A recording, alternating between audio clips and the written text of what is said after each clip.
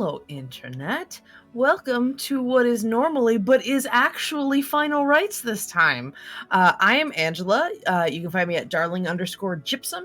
I am a player on Final Rites, but today I will be running a tiny little one-shot that, don't worry, if you've been following the show, we will be continuing, to some degree, the story that we left off with. So I'm going to really quick have our players introduce themselves, and we're going to get right into the action. Let's start with our original, our OG cast member. Rachel, would you like to introduce yourself real quick, tell people where they can find you, and share something fun that you're excited that you're working on? Yeah, sure thing. Cool. So I am Rachel. You can find me at Palanir on pretty much all of the social networks and also Twitch, where I do some art live streaming. I did a bit this evening, which was super fun. And yeah, I'm going to be playing a ASMR multi-class fighter wizard. That's going to be fun. I'm still trying to get my head around picking spells. It was like the worst combo to choose about half an hour before we went live. I can give you a break on that when we're done introducing if you want. Oh, it's alright. I've just got to choose. I just got to choose spells. That's my problem. But yeah, very much looking forward to playing a slightly different character and seeing what happens this evening. Very much so. I'm very excited. Kim, would you like to introduce yourself to the fine people? Sure. Hi, everybody. My name is Kim Hanley. You can find me on Twitter at _Kim Hanley. I am, let's see, I was in one of the 9 Hells one-shots recently, which was very fun. I'm currently doing prep to start my own streaming campaign here in a couple of weeks. It's going to be very exciting. It's my first time really DMing, so it's a lot. More on that on my Twitter. And yeah, just looking forward to having a good time. I'm going to be playing a fighter/rogue multi-class, and there's going to be a bit of a trend because I'm also playing an half Aasimar, half Tiefling this afternoon. Yeah, we're just throwing crazy ideas at the wall. So it should be interesting. When you ask people to prep with very little time, you get all the all right, let me check in my bag of random characters. What did I want to play but never had time for? Oh, okay, well, you're fine. You're fine. And then you put them on the table. Zach, would you like to introduce yourself to the fine folks who are so bereft at not knowing who you are? Hi, I'm Zach. I just woke up. You can find me on Twitter at DuskFeyDruid. You can also find me on Fridays, where I Marsh game on this same channel. Marsh game? Ghost of Marsh? Yeah, see, I just woke up. See? Ghost of Salt Marsh. But you understood. I heard it as a verb. Okay. Find me on Fridays where I Marsh game. That's what I heard. Probably. I talk fast. Yeah, I will be playing a Tiefling Warlock. That's as far as I'll go. Named Effervescence. I love it. I love it so much. All right, everybody. So we're gonna get started because why not? Have a little fun. And starting my stuff that I need. All right. So for those of you who might be watching or might be playing and not quite aware of what we're doing here, I'd like to welcome you all to the Final Rites. A ship of lost souls sailing on the river Styx between worlds, between hells, traveling around as neutral ground between devils and their fiendish laws and contracts in efforts to thwart the direction of mortal souls, and demons and their chaotic lawlessness. Now, these two forces have been engaged in what is known as the Blood War for generations, millennia, in fact, far longer than any mortal civilization might be aware. But this ship here, Final Rites, is where the parties can commune, make deals, pass through the battle lines without making more of a fuss. It's also where the occasional mortal on a very unsettling, unstable path in life might find themselves looking for making or breaking some sort of deal, looking for help, looking for trouble. You'll find all that on the rides. The crew of this ship is a veritable menagerie of all sorts of troublemakers and folks looking to avoid their own trouble.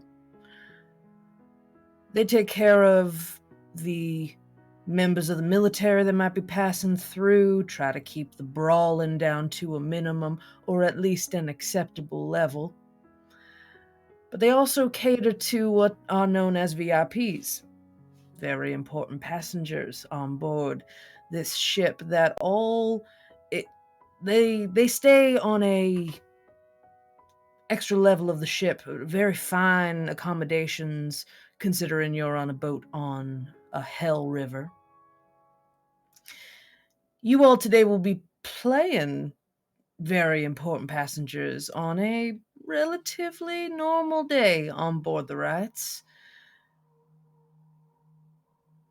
You have at some point found yourself down near the gambling halls of the Rites, where folks find drink, find refreshment, and find entertainment of most any kind you might be looking for. So let's talk as the camera pans over the course of the gambling hall, full of wafts of smoke, the smell of a little bit of brimstone and bar peanuts or something. Who do we see as we are looking through the slightly motley crowd of fiends, fiend adjacent, and just overall lost souls here that have paid enough for access to the VIP areas? Let's start with Rachel. Who do we see, and what kind of activity or entertainment might you be engaging with right now? Okay, so you see a tall, feminine figure. They are dressed very, very well indeed. They are dressed in what looks like kind of half plate armor with this incredibly shined up, like silvery breastplate, and it just looks like it's been polished for hours. It's just got such a ridiculous shine on it. And then kind of underneath and around that, there's a lot of dark navy blue velvet and silver trim. And just very, very well cared for. And she also has this very long white kind of cloak that goes down from the shoulders by the pauldrons. This cloak with more of this kind of silvery trim. And the moment she seems to be unsure what to engage in first. It's a little bit almost overwhelming. She looks to be certainly not familiar with this place. Definitely hasn't been here before. Not really attempting to hide this fact. As she's got these almost kind of glowing silver eyes, and kind of like a French bob almost, of this almost like bluish dark hair, but probably more noticeable is this kind of smattering of magpie feathers, which just kind of come from the edges of the hairline and upwards, almost like a crest. And she's got this very, very fine-looking long sword kind of sheathed at her side, and this very large leather-bound tome, almost worn like a backpack on her back. And there's this kind of, it looks like when she's kind of stepping from place to place, her steps are very light and she kind of bounces on the balls of her feet. Very, very curious and interested in everything that's going on. and doesn't at the moment seem to be able to settle on one thing or another. Just seems to be wandering around, exploring. Doesn't seem to be here with anyone or know anyone already here. But oh yes, and also this very pale, very pale skin. It's very very matte. It's weird. It's almost as if it's more mineral than like a normal skin texture. It's got this rather strange, slightly off-putting sheen to it. But yeah, she's just kind of inquisitively exploring everything, having a good look around, but also not trying to get too much in the way, trying to have a good look at everything without getting under anyone's feet. All right. We pan over to a second figure, part of our VIPs. Kim, would you like to introduce yourself? So as it pans across, you see 5'8", so medium height. Looks at first glance like a tiefling, but then you pick up the inconsistencies. You know, she's red-skinned in breastplate, but the breastplate is peppered in holy symbols of different gods. She's just really overcompensating to some extent. Her horns swoop back into a tight curl, almost like Leia buns. Silver hair in a braid down to about midway between her shoulders. Winged, and her wings are sort of outlined in a sort of radiant light, just ever so slightly, almost like a neon trace from the Asimar heritage sort of leaking out along her.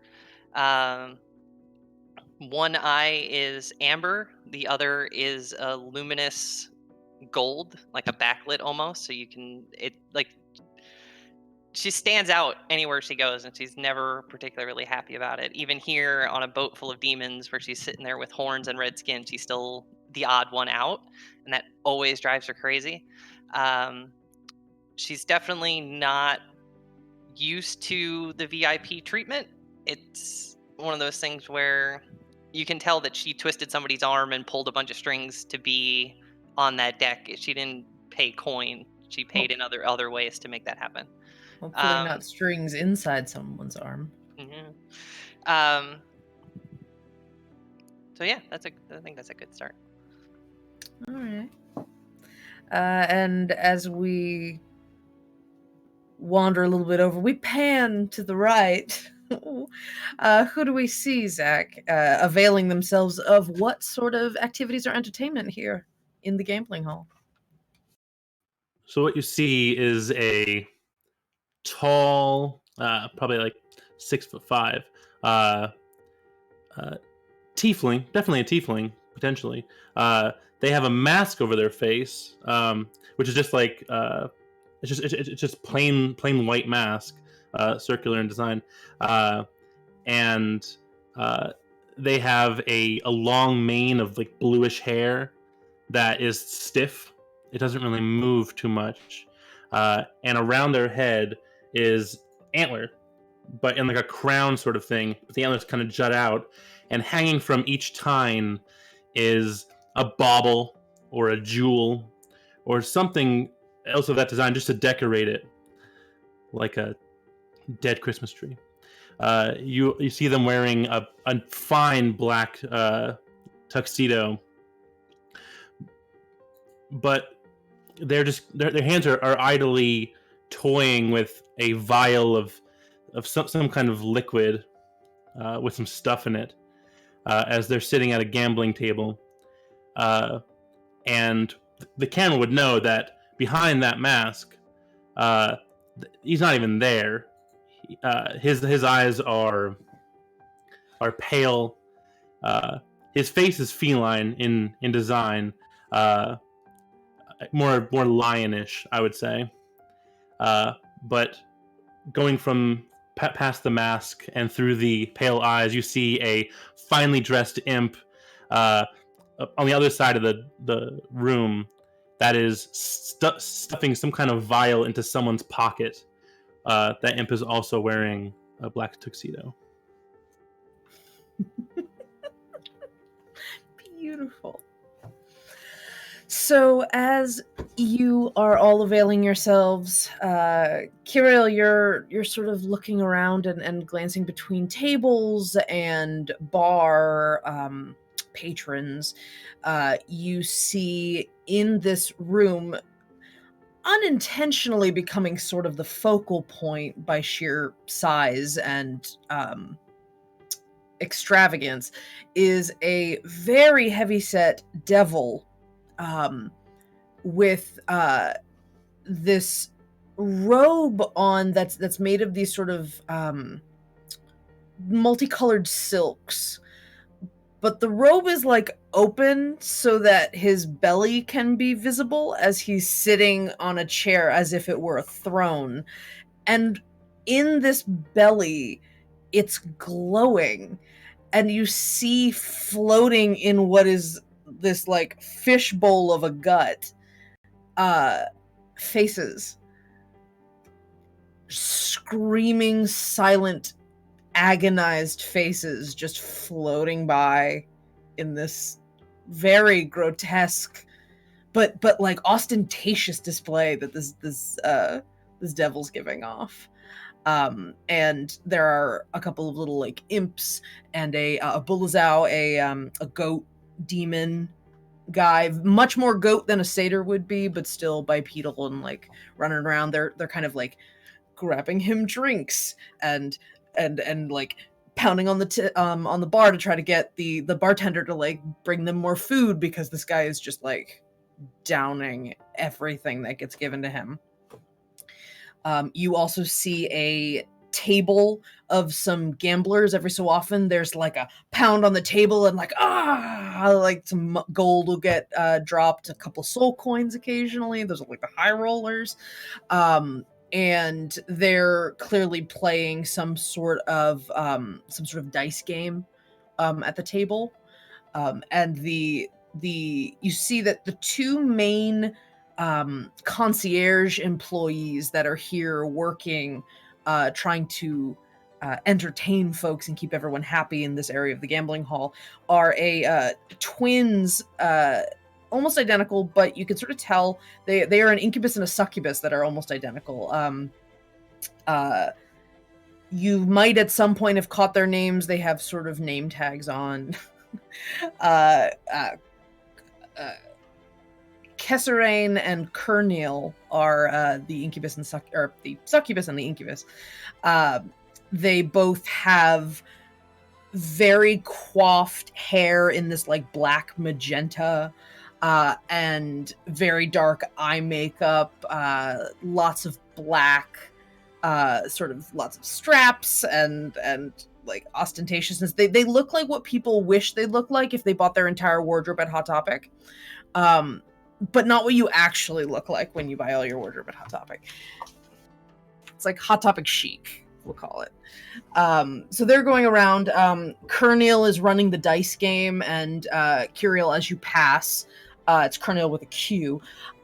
He always tries to catch your eye and try to have you should try the game.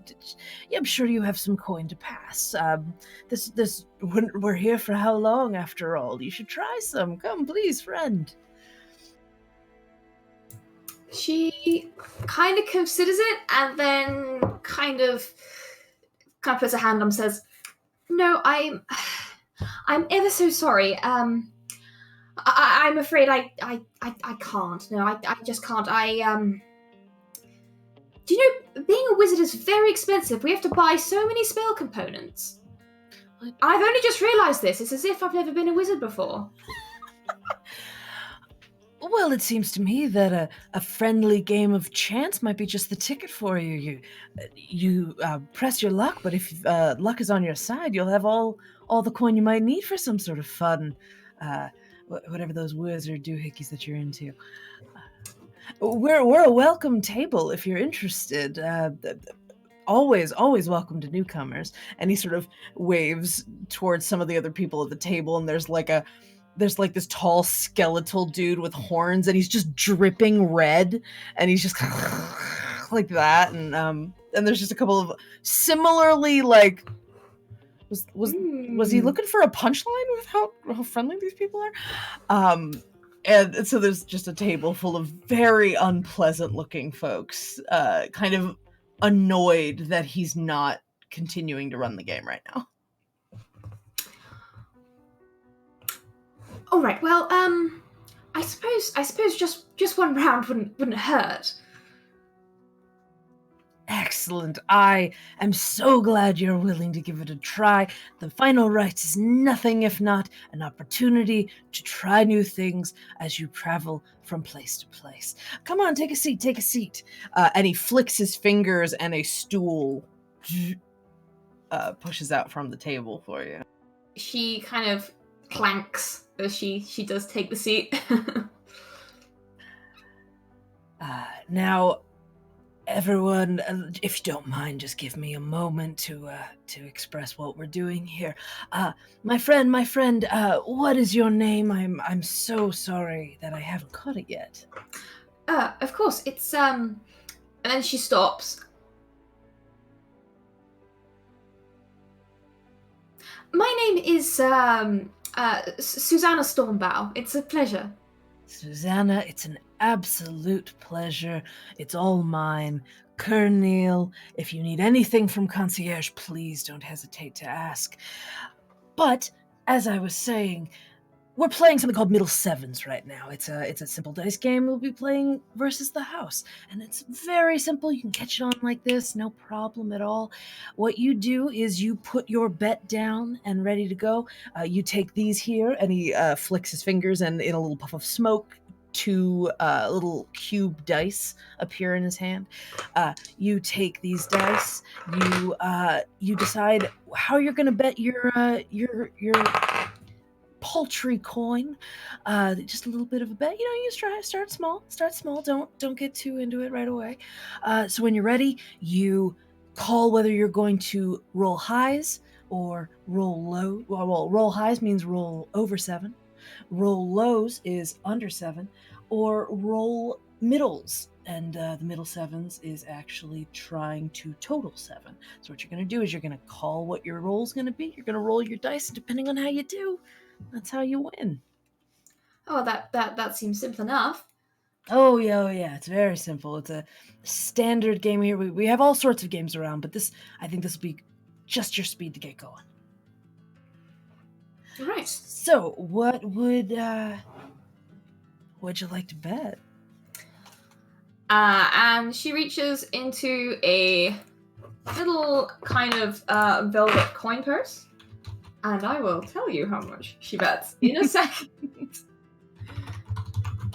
Effervescence and Rinmei, you also see this very, very resplendent individual get basically lured to this table. And there's the incubus Kernil's making quite a show of like, oh, we've got a newcomer. We're gonna welcome her to the table. So there's a lot of showmanship going right now at the table, depending on where you guys are sitting or standing right now. Okay, so she is going to bet highs. Very good, very good. An expert choice there, ma'am. And the other, what did you put? What do you want to put down as a bet? She just puts down 2 gold for now. All right. And Kernil nods, and he puts 2 gold down as the house. And the demons around watch. They're sort of like they're bored. One of them's tapping a hoof on the ground. All right. Well, all you have to do is just roll the dice. I'm assuming this is 2d6. It is 2d6. Well, that would be an 8, so just scraping. Mm. And the demons are just like, ugh, they roll what eyes they have, and Ruby eyes. Kerniel, I knew from the moment that I saw you, you had this down pat. I knew it. And Kerniel passes you his 2 gold.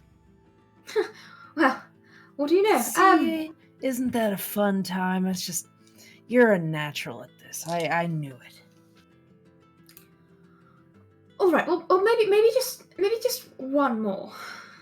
Excellent. Let me get you a drink. And then Kerniel snaps his fingers at his sister, who glares at him for snapping his fingers at her, but nods and goes to the bar and starts talking to the bartender.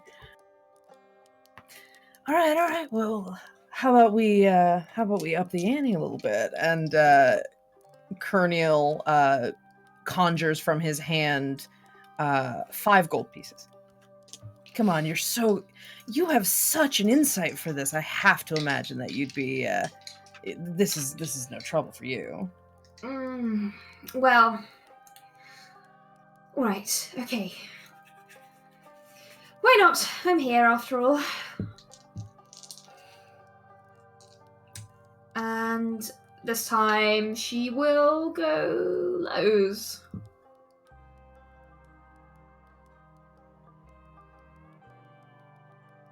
Lows. All right. Let's see how you do then, friend. This was a 7. A 7. Oh, such a shame. Just, dice weren't with you on that one. And he reaches forward to pull the 5 into his pile and then conjure it away. So you wanna? 1 for 1 or 1 for 2. That's incredible odds given the way that people normally fare here in the in gambling situations. So I have to say you have luck on your side, I must say. And I will pause there. And Kerniel continues chatting you up to try to get you to stay at the table. He might even lower the bet for the next one, just trying to engage you and get you to spend your time here in the gambling hall and actually participate in what they're doing. Can I ask something quickly, given that I know a little bit about the lore of this ship? Yeah, sure. Have we had our weapons taken when we entered? Yes, you have. They have been confiscated and placed in holding, unless you paid a little bit of coin to get it inspected and basically, like you're at a con, get it tagged as being checked by the security. Yeah, that makes sense. Did you TSA pre-check your weaponry? Yeah. She would definitely have been like, I'm not leaving this. No, don't be silly. Okay. So she would probably have paid the fee. All right. And given that she's a fighter, she's a walking armory. So, because fighters start with ridiculous stuff. It is requested that you keep it sheathed. Of course. And they also direct you where you probably shouldn't hang out as an armed individual. There are some slightly more raucous spaces. It's been known that the bar over there, run by a Hamish Cressmeyer, has some trouble sometimes. There's you might want to stay away from there. Gambling hall is usually pretty energetic, so just keep on your guard, but please keep your weapons sheathed. Of course.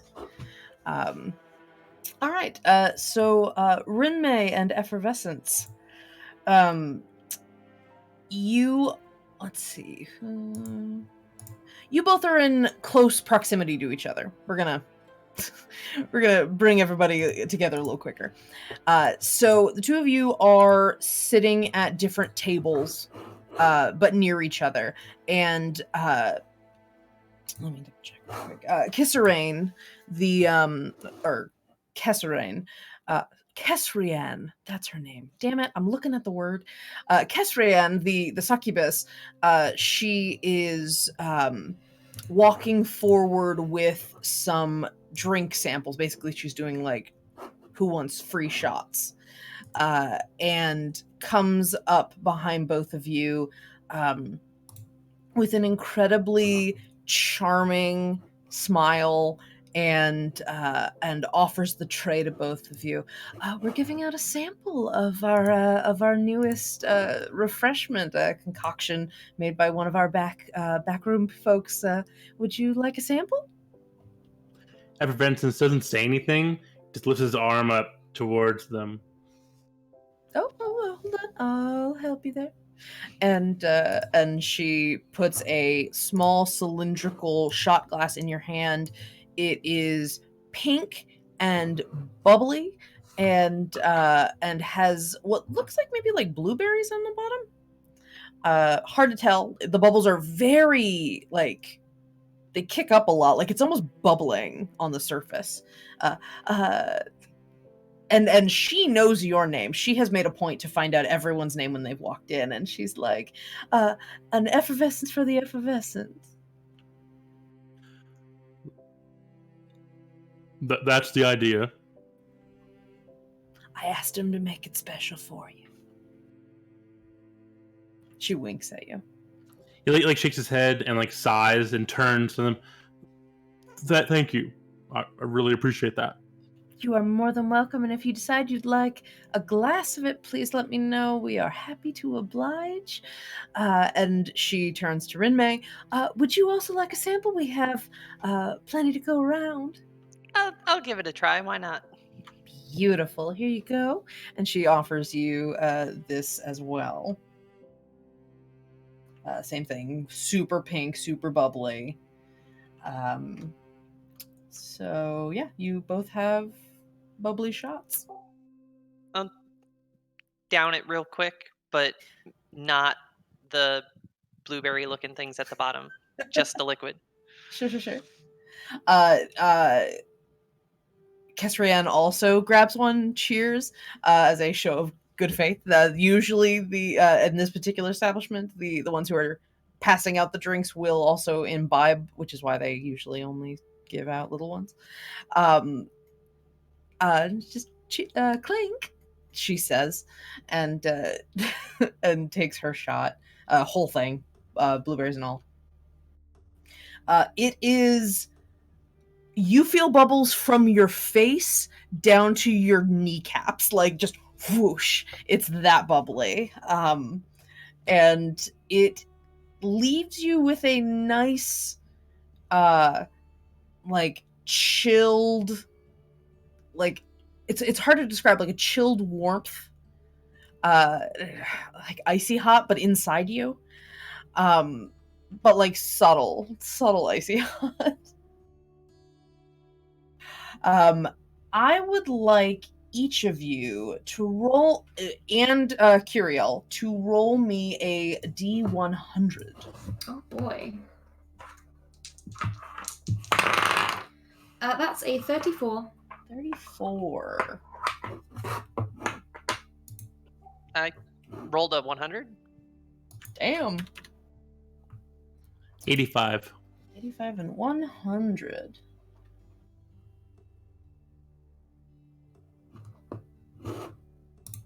As a note, Effervescence's imp does fly over pretty much immediately, and then the imp takes. The imp takes a shot. Is that what you said? And then like lays on his shoulder. And can you all give me one more D100? I want to have a couple options here. Okay. This is going to be representative of how you spent. This day was one of the first days that you all ventured into the gambling hall, and then you spent a few days in this vicinity and what ended up happening. That's a 59. 59? 13 this time. And 31, interestingly enough.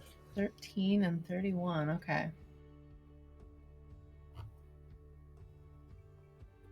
So if we're sitting next to each other, I probably would have turned to you and been like, "So who's the little guy?" Balthazar.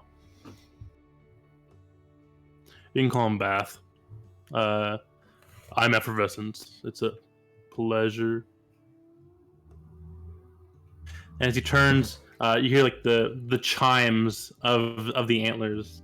Wherever he moves, it's like a soft tinkling, and so someone do give off a faint glow to them, which might be the reason why he took Effervescence. So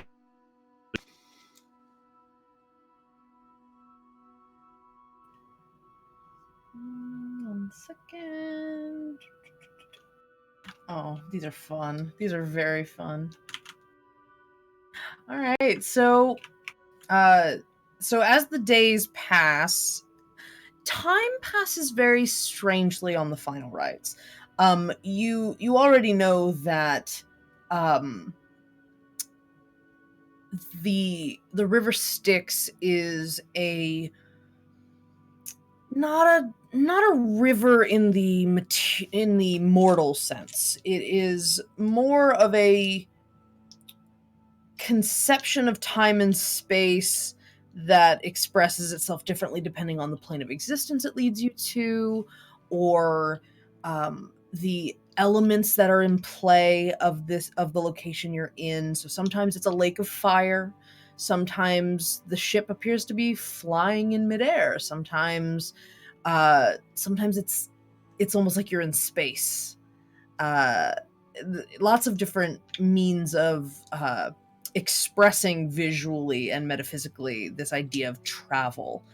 And as such, the sun doesn't mean anything. The normal time of day doesn't really mean anything. The estimation of how you travel from point A to point B is very malleable. You could say, I'm trying to go here, and they'll go, oh, well, that's only 3 stops. You could lose track of how long that actually is. You could be on the boat for a day and a half. You could be on the boat for what feels like weeks or longer. So time passes, and that's kind of the idea of the gambling halls and the VIP sections, the lounges, just a way of existing in this bizarre sort of time sink you find yourself in. You don't find yourself really worried about it, but you pass the time as best you can. Curiel, you lose at the tables a little bit over time. Do you have enough money to have lost 1d8 times 4 gold? Shall I roll that? Yeah, go ahead and roll a d8. All right. Oh wait, that's not a legal d8. That's got metal in it. So that's a 4. So 4 is 16. Okay.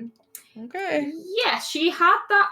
She has that much gold, but she probably didn't do all of it as gold. She has quite a lot of kind of stuff.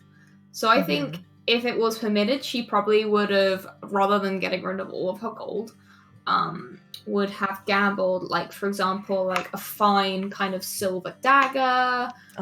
Sure.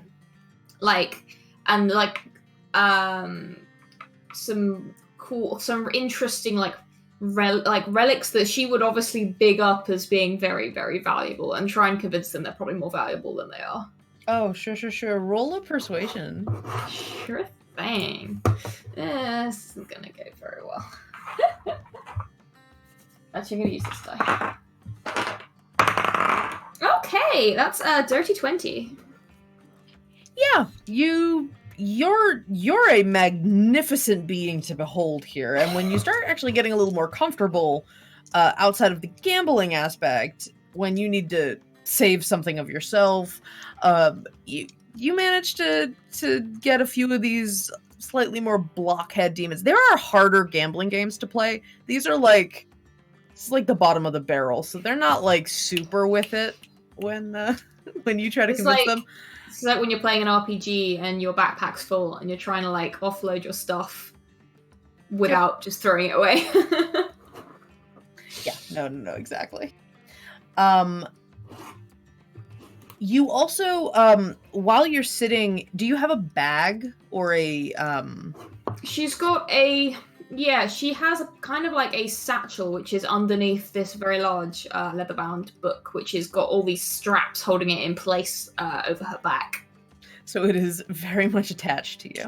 Oh yeah, she's made sure to, and she's an abjuration wizard, so all the things. Well, while you're gambling, a tiefling, like, completely drunkenly bumps into you. She's like, oh, sorry, sorry, and just walks away. But later, as you're gambling, you realize that person left a bag, like dropped a bag next to you. And that bag contains, quote unquote, an interesting item. And I would like you to think about it for a moment and tell me what you think that interesting item should be. Okay. Effervescence. You eventually got lured into a bet. It was a dumb bet. It was something like, can I throw my hat and hit the whiskey bottle up on the bar without knocking everything over kind of bet. But the small red-hatted gentlemen who made this bet with you were really drunk. And for some reason, they thought that bidding meant you bet more to try to convince you to like join the bet. And so their terms kept escalating to the point that when they finally convinced you to engage in this hat tossing bet, and you won said bet by tossing a hat, you gained the services of 2 henchmen for the foreseeable month of time. They may stay if you continue to pay them, but you have 2 red caps hanging out with you that keep calling you boss. And it is up to you how they get along with your imp friend.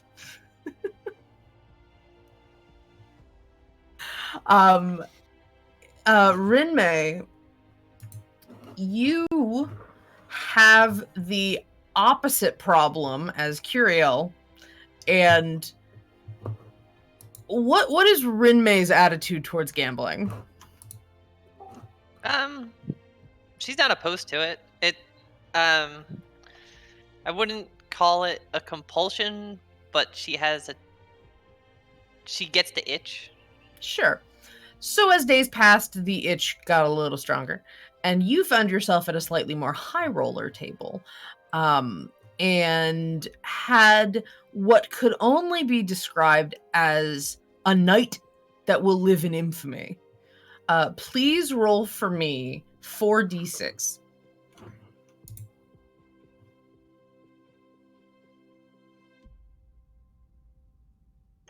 14 total. You earned 140 gold, and everyone is a little pissed at you because you have all their gold. Not everyone. Everyone who was at that table. So there's a few demons and devils that are just like giving you the side eye for the rest of the trip, and might affect your ability to procure their conversation or company in the future. They don't want to be near you. You've been blacklisted by those people, not by the house, but just by those players. They're much more likely to close ranks and like scoot in or like put a hammer on a chair if you try to sit down next to them. They're kind of irritated at you. So days pass more, and you're because you've made that money, you have that mix of people really pissed at you, but then like a bunch of people that are like glomming onto you, hanging out with you, like, oh yeah, that was amazing, you were so great, hey, you think you could buy me and my friends a drink, let's all hang out, let's do it. And they try to get you to like spend money on them, and they wine and dine you, trying to like party with the new hotshot and the gambling hall, trying to like get some of your luck to rub off on them. some literally, which is weird. But the in the end, you end up waking up from one of these sort of like people trying to get you to party nights, and you have a also an interesting item. Think about it a little bit and tell me what it is. It doesn't have to be magical and overtly. Just tell me like the object, and we will discuss what it does. And Zach, you made friends with 2 red caps. That just immediately sort of requires that you didn't make friends with someone else, probably because of the antics of the red caps.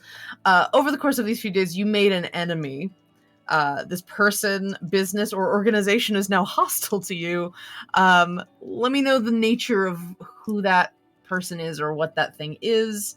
And I will decide how you offended them.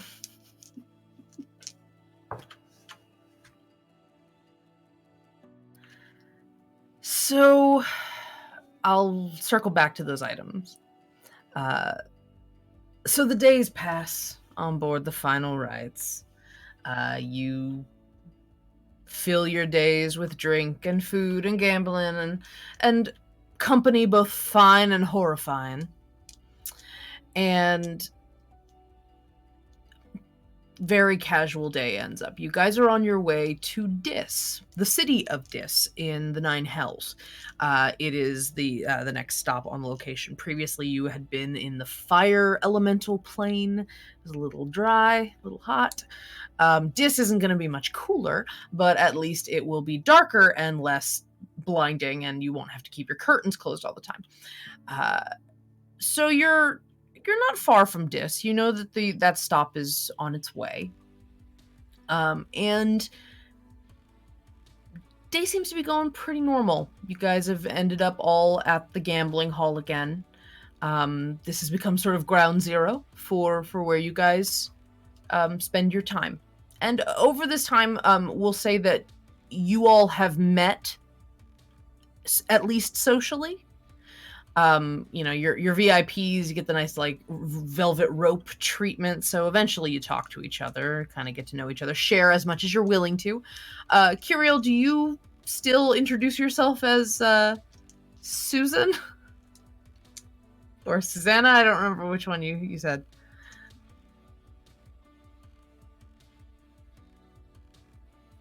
Can't hear you, Rachel.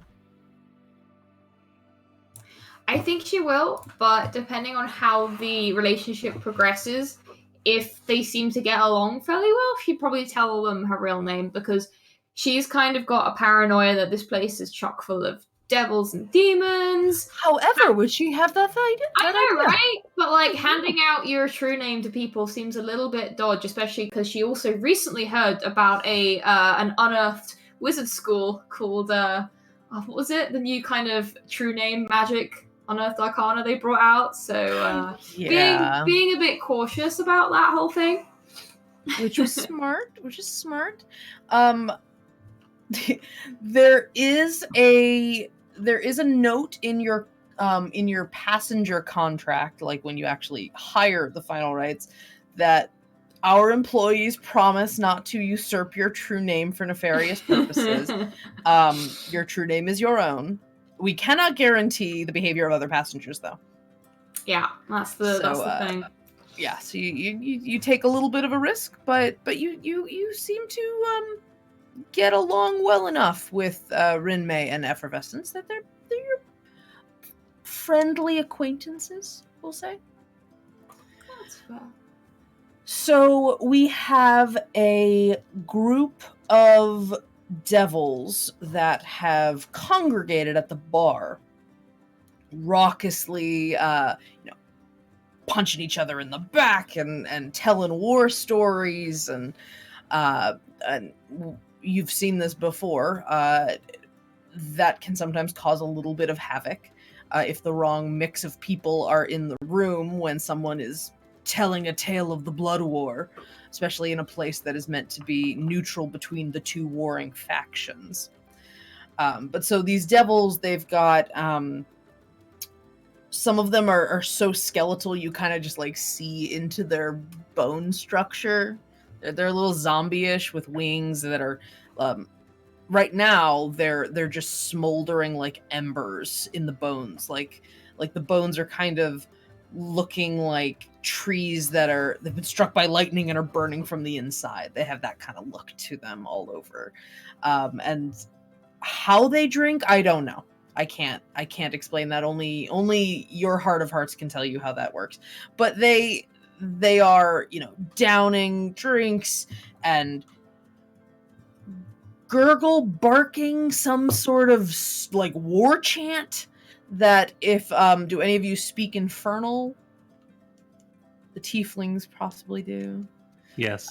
Okay, so Effervescence, you catch on that this is telling a tale of a veritable massacre that happened in the last century or so, just completely wiping out a fleet of demonic warships, and these folks were like in the they were sort of dive bombing these warships. So you hear this story about how this is very much a to the glorious dead sort of chant that they're letting out. And when they're all done with it, instead of clapping, they all sort of howl to the ceiling. When they howl and then stop and start like chuckling again and like gurgle, coughing, give me all a perception check. Okie dokie. Perception. Natural one. Natural 16. 16. 6. 6. Effervescence and Rinmei, that was quite a howl. That's great. And you kind of go back to your business. Kiriel, when they stop howling, in the slight distance, somewhere, not in this area of the ship, you hear a continued howl. Like an animalistic howl.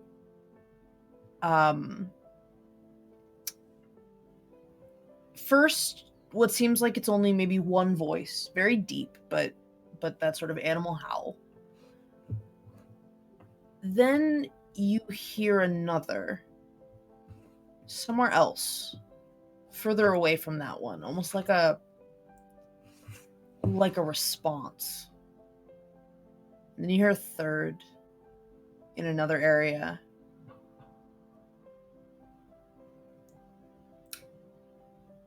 And then you hear another one. And you also hear some shouting down the hall. Like scrambly, like a brawl broke out sort of shouting and snarling outside the gambling room. I probably lean into Rinmei and Effervescence and just kind of tap them both sharply, be like, do either of you hear that? Huh? Outside of the usual cacophony of screams and howls of these demonic and devilish patrons, that seems a little out of place. I assume I hear this now that it's like drawn to my attention, right? Mm-hmm. I have no idea what that is. I'm still a little slow to pick it up just because it was a natural one. So I'm just like, Sure. oh, yeah. Yeah, I guess it's There's a lot of weird noises in the bars. People make all sorts of weird noises here. No, Do you have a really, concern? I think it sounds like a fight's broken up just outside the gambling hall. But I mean, a proper fight, not the usual tavern tussle. Does Kirill seem like Kirill is in need of a fight? And that Kirill is just bringing this up because Kirill wants a fight? No. Oh yeah, someone's in danger. We gotta go save him. Let's get my sword out. No, she looks concerned and curious, rather than like, oh, fight! I can go for a walk if you want to look. I mean, there wouldn't be any harm in it. Surely we're only going to probably come back here quite soon. Surely. Effervescence, you feel a tug on your pant leg, and one of the red caps is below you. These are really tiny dudes, by the way. They're like up to your knee, and the hat maybe brings them over. So you feel the tug, and one of them's like got this gross grin on his face. It's like too big for his face, and he's like, "Whose face we gotta eat, boss? Come on!" What are we doing? And he's like really amped up right now at the talk of a fight. Stay close to me and we'll find out. Yeah, and then one of them, you feel one of them hop up on a chair and then hop up on a table, and then like kind of like a toddler looking for a back ride, like a pony ride, is like I'll try to carry them, sure. he'll climb onto your shoulders and like almost like a wrestling, put you in a chokehold, but it's really light, so he's not causing you any discomfort. This is how he's choosing to hold on to you. So the howling and the fighting gets a little louder, but not because it's closer.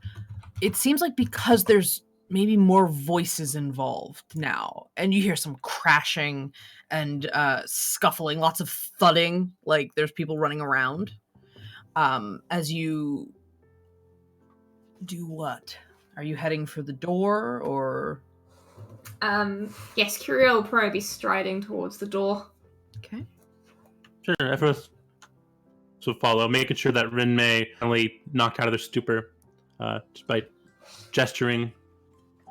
Want to go? Yeah, I'm coming. It definitely Alright. sounds like something. We promise there's a noise. So the three of you and Effervescence small entourage, both in number and in size, wander to the door. It's a large. It's not so much a door as it's just a very large doorway, heading out into the hallway, and you peek out around the corner and you see a chair fly across the hallway from another room with a person in it, and the chair smashes into the wall and that person crumples to the ground. You see like blood and claw marks down this person's face as it's smashed into the wall. That's definitely not part of the evening entertainment. Yeah, so much for neutral territory. You hear a scream from behind you in the gambling hall. You might recognize it as Kesrian, the succubus. And you hear some bottles crashing. Instinctively, you all turn behind you. What's making that noise? And the bartender, who had been this sort of half elf, like buff half elf dude, is changing. He's got massive fangs in his mouth, and he is climbing over the bar at Kesrian, like ready to pounce. And Kesrian has not but a few bottles, and she's chucking like full heavy bottles of alcohol at this thing, and it's like crashing on him, and he just looks back and he changes even more. Like his ears start growing even longer, and his skin is getting darker. No, it's like he's getting hairy, and his face is like mutating into a muzzle with this like horrifying cracking of bones and sinew as he's clearly transforming into some sort of beast. Okay, if Pick your battle. If he's up on the bar, He is. like kind of like, can I pull one of my whips off? I've got it like curled around me almost like suspenders. Pull one off and try to catch his arm and pull it out from under him to like make him face plant the bar a little Heck bit. yeah, give me an attack roll.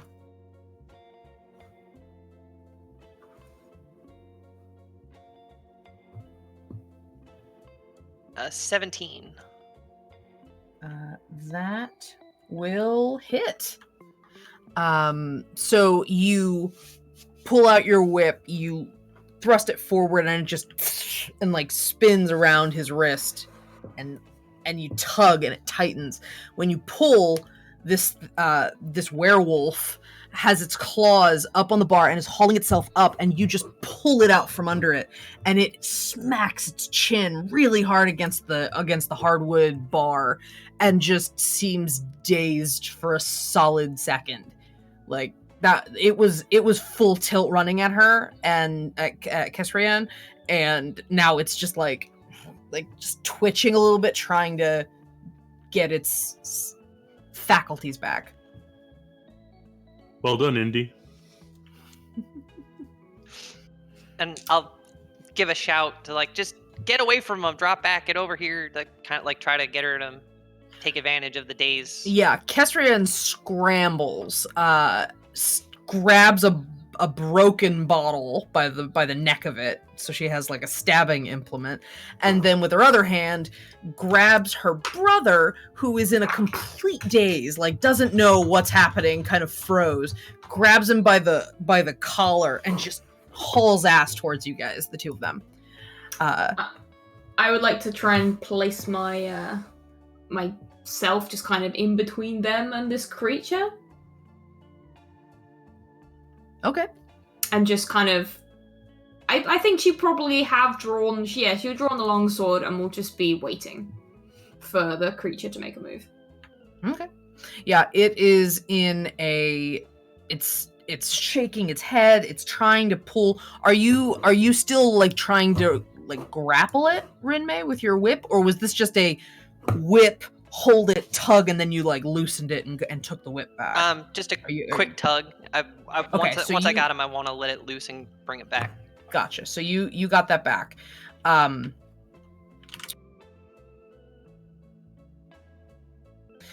So the werewolf is really a little fixated right now, having gotten a bit jostled by the smacking on the bar. Kind of shakes itself and starts just tearing at this Wild West 3-piece suit that he had on, this affectation of the final rites and this frivolous, ostentatious place. He's just tearing it away like it's burning him. He's so angry at it.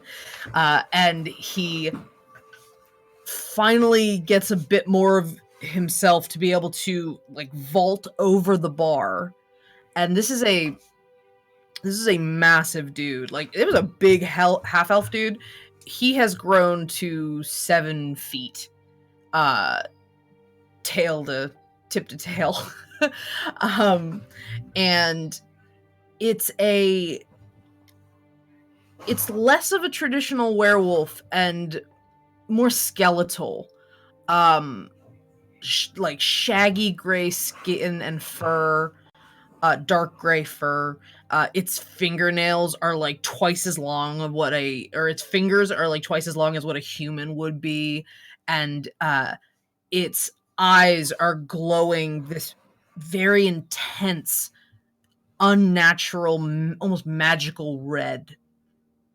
And this werewolf eyes you all and just snarls, and then sort of under its breath in that snarl, you hear it rasp out, "Finally," and it charges at you. But Curiel, you're between them. Mm-hmm. So what do you do when this thing just starts on all fours running at you? She holds up the sword and waits. Just waits. It gets up at you and tries to backhand you out of the way. Okay. What happens? She waits for it to hit. To try to hit. All right. Are we rolling initiative? Yes, please roll initiative now. Thank you. 14. Same. 14. Can you guys put those in Zoom chat for me? Oh, sure thing. 12. My dex is only +1 if that, because we both had a 14. Wow, we are all very much in the same. We're gonna have to give me another roll because we're all within like 1 or even of each other. Let's see if we can get some more variation.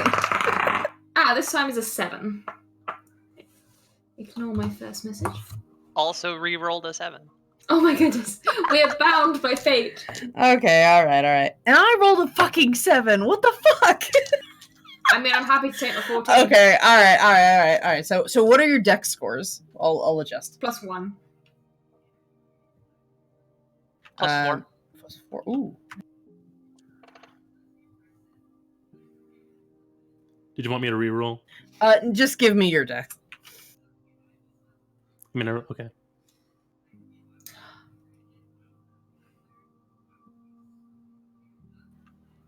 What's your dex mod?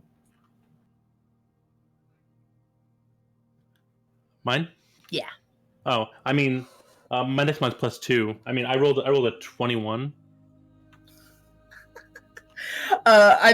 Because we were I'm gonna go with the original ones. I'm sorry.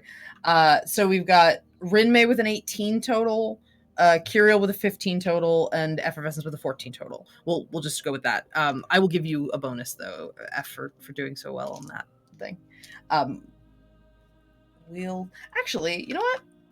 You're 21. That's gonna be your red caps. They're really Perfect. fucking Yeah, jazzed. sure, yeah. Oh, also, I just had a terrible realization. Is no magic gonna work? I might have made an error in deciding to play a wizard. Here's what I'm gonna say.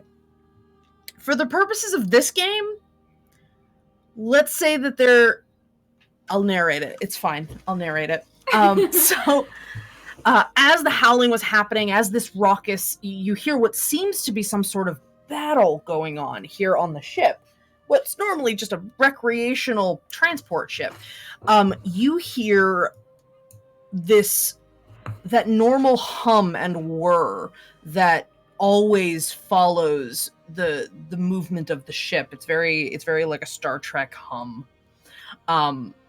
You hear lots of mechanical juddering, like the boat is shaking for some time, and then you hear and something happened. The ship feels wrong, like it's not moving the way it normally was.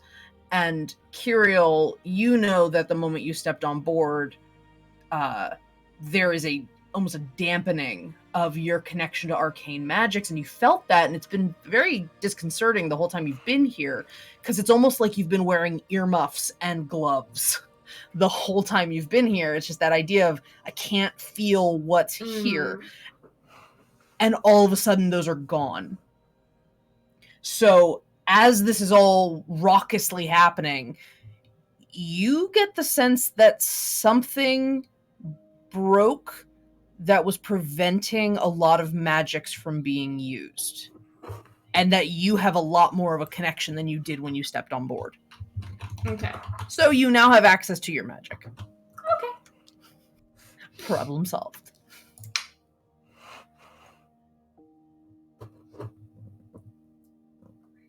Okay.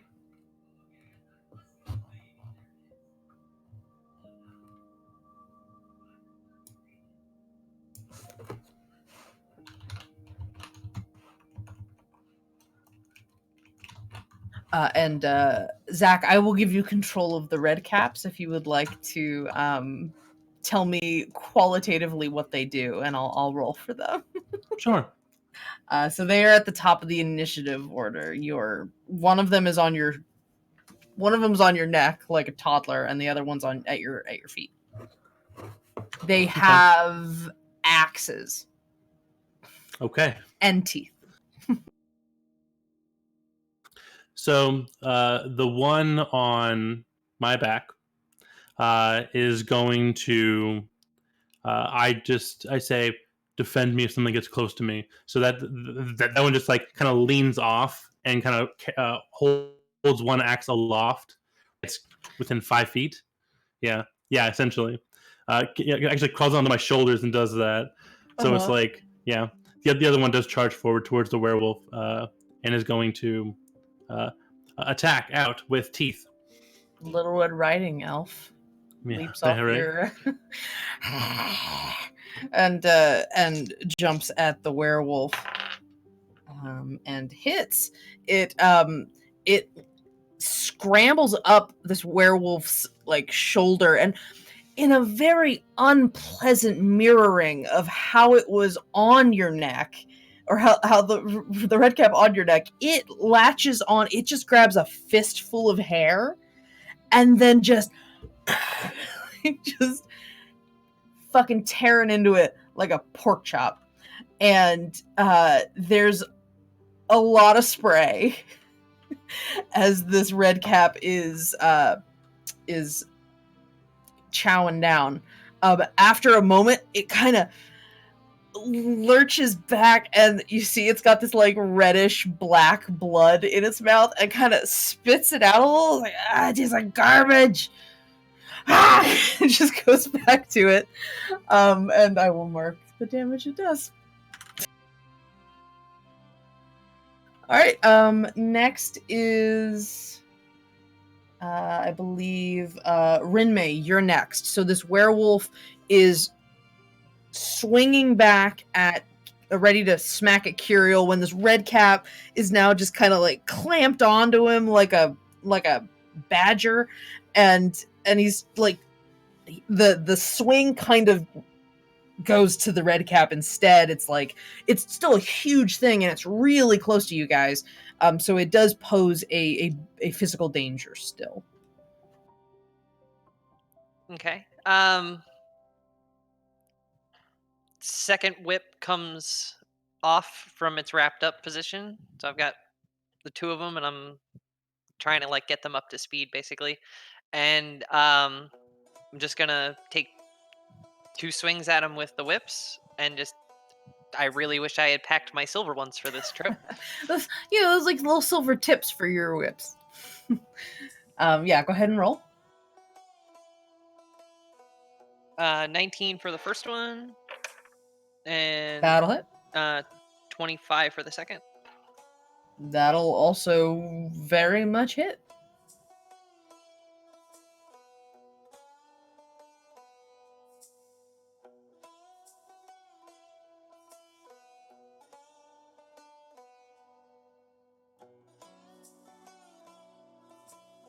And it's 20 points of damage total. Oh shit. So, you reach out with these, what I have to assume are just like razor sharp whips. They're like more like cat o' nine tails than a rodeo whip. And you slash right along some of that wound where the red cap was chowing down, and it just leaves this razor line of red down the chest of this werewolf, and it just lurches, and the red cap sees that stream of blood and just like gets lower and starts like tearing into that spot. So you and the red cap both sort of in cahoots with each other. Just really, the werewolf it's stumbling a bit, and its eyes are up at you as it's tearing at this creature trying to eat it, and you can just see just death in its face. It just wants to tear you apart.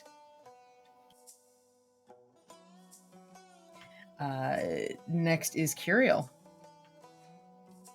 So the blinds have been taken off, and you suddenly feel that tap of energy again. Make sure you push to talk. Or unmute. Yeah, I think she feels that, and it's like, okay, well, that's a relief. Well, that's a good thing. Thanks for disabling that. And she's going to... Let me just double check the spell.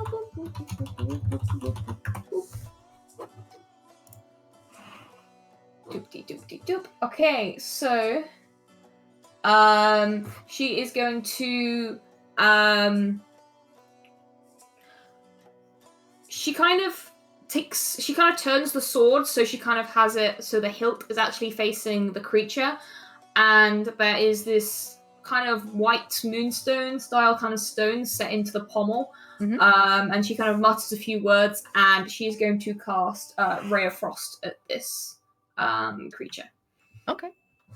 So she makes a ranged spell attack with her other hand, and this is going to be +7 to hit. Okay, so that is a 15. That hits. Okay, good. I couldn't remember what the DC on these guys was last time. So it's probably different than whatever Jason did. So on a hit, it takes 2d8 cold damage. That's 2. Whoop. And that's 6. Okay, so it takes 8 cold damage, and its speed is reduced by 10 feet until the start of my next turn. Okay. It's still pretty fast. But yes, fast. You did. Yeah.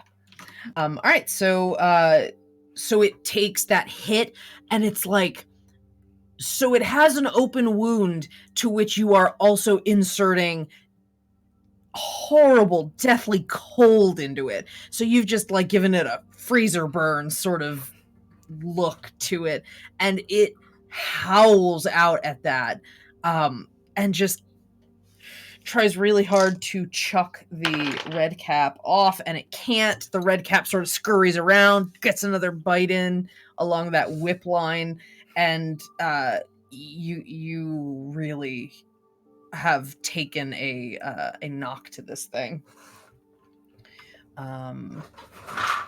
We've got Effervescence. It is your turn. Effervescence is going to gesture behind and say, "Keep an eye on our tail." And his imp is going to essentially like slap against the wall and begin to crawl along the wall, flapping a little bit, and just keeping an eye out in the hall behind us, making sure that nothing comes up behind us. Okay. As Effervescence then moves forward and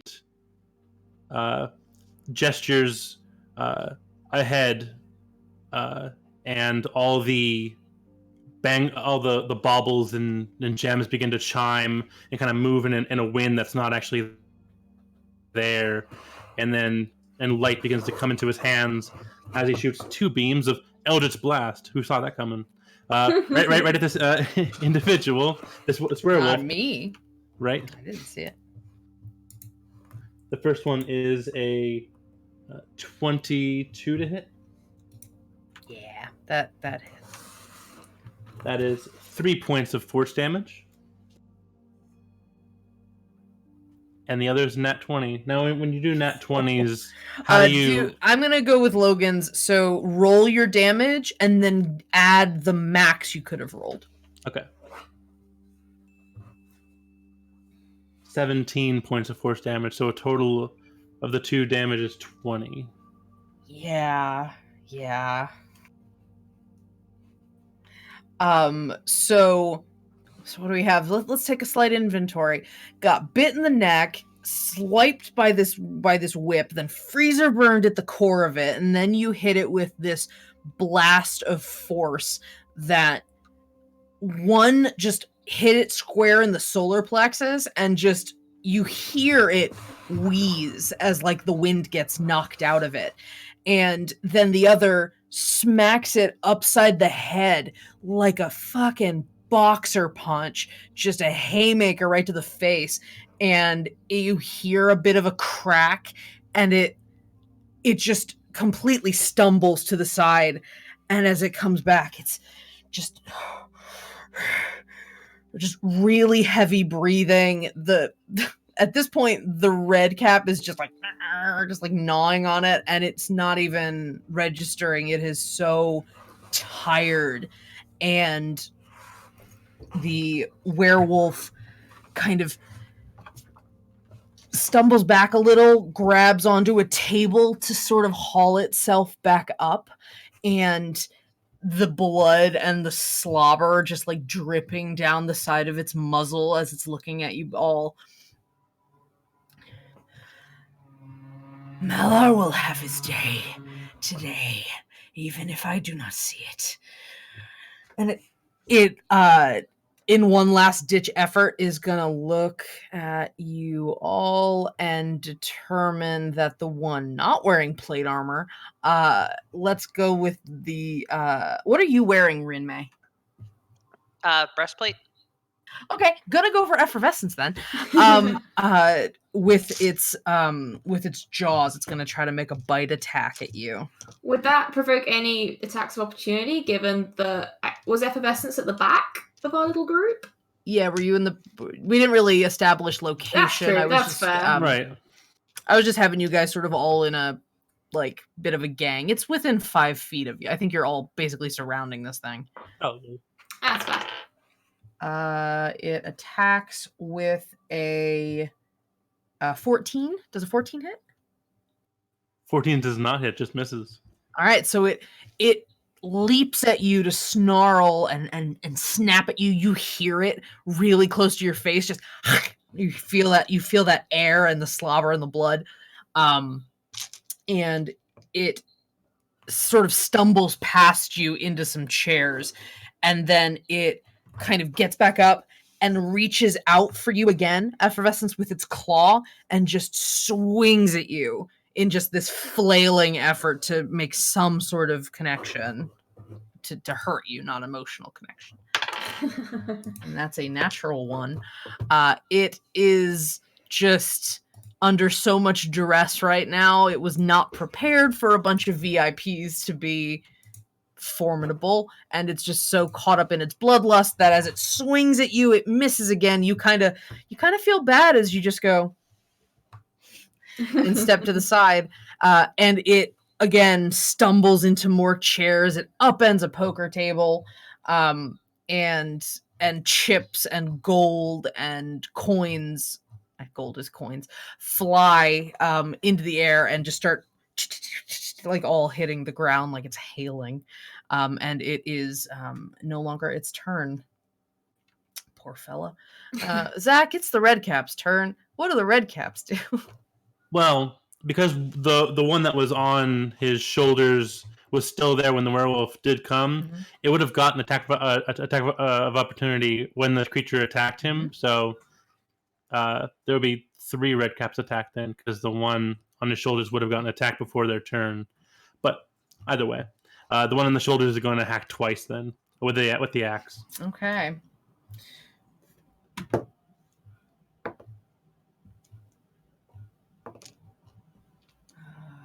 One of them's gonna hit for. Let's roll it. Let's see how it does. I was gonna take the average, but it's more fun to roll. Maybe it'll do good. It does do good. In fact, it does exactly the amount it needed. So it was perfect. It takes its. Which one is the one that's attacking? The one on Effervescence's shoulders. So On its shoulder, the one that was biting. No, the one on my shoulders. Yeah, sorry. So the red cap like hauls the axe behind its back and steps on your shoulders, and then like and jumps off your shoulders with its axe just between its hands, and it sails through the air a la 300 and just embeds this little hatchet right between the eyes, right in the middle of this werewolf's face. And you see the werewolf twitch and then just go limp. Hits the ground with this axe still embedded, and the red cap not really concerned. The one is still sort of eating, but the other one is like foot on the werewolf's head, trying to pry the hatchet out of its face. There is still What's the protocol for this? Fighting. I don't. I don't know. Are we certain there's not any more in here? And I start just quickly looking at anyone who's left in this room who might turn into also a werebeast. As you look around, mostly you see just people had backed away from the tables as that little fight broke out between you and the werewolf. So there's a smattering of devils and a couple of demons that are just concerned and also looking around, listening to what's happening. There doesn't seem to be another were creature in here. And effervescence. The twins, Colonel and Kesrian, they are near you, and Kesrian, after hauling her brother away, kind of like tugs on your sleeve and I don't know what we're supposed to do. This has never happened before. I don't know. Maybe we can go to the pantry. Maybe the pantry, it's kind of like a safe house or like a panic room. Succulent doesn't really let anybody in there, and it's really well protected. If we can get in there, maybe we can be safe. Sure, go ahead. But wait, do we want to lock ourselves in a safe house, or do we want to find out what's going on? What happens if we lock ourselves? Well, if we shut ourselves in a safe house, and let's say worst case scenario, the ship goes down, well, you're going to drown horribly, aren't you? That's valid. We're going to go to the safe room. And Kesrian grabs her brother, and her brother's like, "What? Okay." And they start heading out. Good luck. Sorry, not really in our job description. And they haul ass out of the room and disappear down the hallway in the opposite direction from all the noise and where the smashed chair person was. Just kind of yell behind her. So we're okay to do the fighting. That's approved now. We're not going to get in trouble. They started it, as far as I'm concerned, right? You see some of the devils in the room and some of the demons kind of slowly get grins, and then like one of them one of the bone devils, or not bone devil, but one of the bony devils, kind of takes a deep inhale and exhales, and as it does, it's the sort of embers of its bone wings start burning brighter, and one of them like starts letting its claws grow a little longer, and you can tell like they're raring up to leave this room, ready to fuck shit up. So you are not the only VIP in this room that is like ready to rumble. Oh, well, how about we investigate the situation before it's recklessly torn apart by these fellows? That's very noble of you. Yeah, let's go do that. I better get comped for all this. One of the devils takes the opportunity to rake its claws against one of the demons in the room, and a little brawl breaks out among them. They're fucking useless. So you guys leave the room. You guys start heading out. Yeah, with an exasperated like, why am I not surprised? It was a matter of time. You know, the neutrality of this place is a formality that not everybody catches the nuance of its value. They are here thinking, oh, well, I can go beat someone up when I'm here. Which, yeah. So clearly there are some fail-safes that are not operating very well right now. So the three of you exit the room of the gambling hall. You are now in a long hallway that is where a lot of the entertainment happens. There are several drinking establishments on this, let's call it the God damn it, I wanted to call it the Ito deck. Anyway, it's the hallway where all of the clubs and the gambling halls and all the partying happens. It's where most of the activity happens. And down this hallway of ashen gray wood floors and very lush silks and velvets draping the hallways, and these red torches keep this space in a very elegant glow. You see that smashed chair and that crumpled person, and there's people and demons and everything in between, running through the halls, and you see a glimpse of another very large, hairy creature burst between two rooms, very, very Scooby-Doo. Things running around. The chair person, I need to give another name. The corpse of the person who got thrown by their chair is like 30 feet away from you, down the hallway. And that led to a like a kitchen room, like where you would turn off to get to the kitchens. And there's just a lot of, not attention being drawn at you, but there's a lot of screaming and a lot of fights breaking out all over the place. You hear more than you see right now. Do you think if we help neutralize the threat, we might get a refund on our fares? We better. I mean, we should really anyway, surely. We really should. I mean, there's a whole clause about trying to minimize attack and violence on the rights itself. Is that Yeah. really our main concern right now? Well, we Filing a can't. grievance we with can't. the concierge. Oh, we can't leave the boat. I I'm mean, on yes, vacation. We could find concierge. I highly doubt they'll be at their station right now. Shall we just start making our way systematically through the boat? Systematically. Yes, we'll do a corridor by corridor. We'll try and make sure we don't miss anything. Let's do it. Yeah. Do we want to try to get whatever the humming that stopped restarted? That seems to have kicked all this off. Well, I mean, we could. We could, but I don't think that's very high on our priority list right now. We surely should focus on. No. I mean, you understand, don't you, effervescence? It's maybe not. Absolutely. I want to be useful, so let's just one thing If at we a time. come across another of those hairy beasts, we'll simply put it down. Might earn a free trip for this time next year or something if we do. If you're offering, yeah, that sounds great. Well, I hope they're offering. That's the thing. Oh yeah, sure. Mm-hmm. You hear from this hallway into the kitchen. Is there anybody there? We're trapped in here. Can somebody help us, please? This is why a safe house is a terrible idea. It's a voice you do not recognize.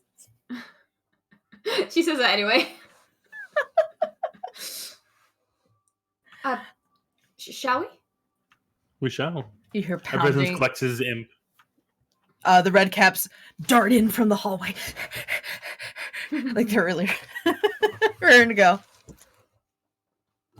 And they scuttle off after you. You hear from that kitchen space, you hear pounding. Please let us in. Oh my god, please let us in. Oh my god. I suppose we open it. You go into the kitchen and you see that the pounding in that you heard is actually a woman, a ganassi of some kind, very literal windswept hair, pounding on almost a vault-like door in the kitchen, seemingly the pantry that the incubus and the succubus were talking about. The kitchen is completely wrecked. Things are knocked over. There's knives everywhere. It's very dangerous. And this woman is pounding really hard, and every so often like twitches at her head and like kind of scratches away at something you can't see, and then keeps pounding and sort of screaming at the door. Can I make an investigation check to see if she's been bitten? Sure. How close you're gonna get to make this determination? She'll get close enough to check. Okay. So you do you say anything as you near this woman? Yeah, she'll say, she'll probably kind of cover what she's doing up by saying, "Oh, do you need any help?"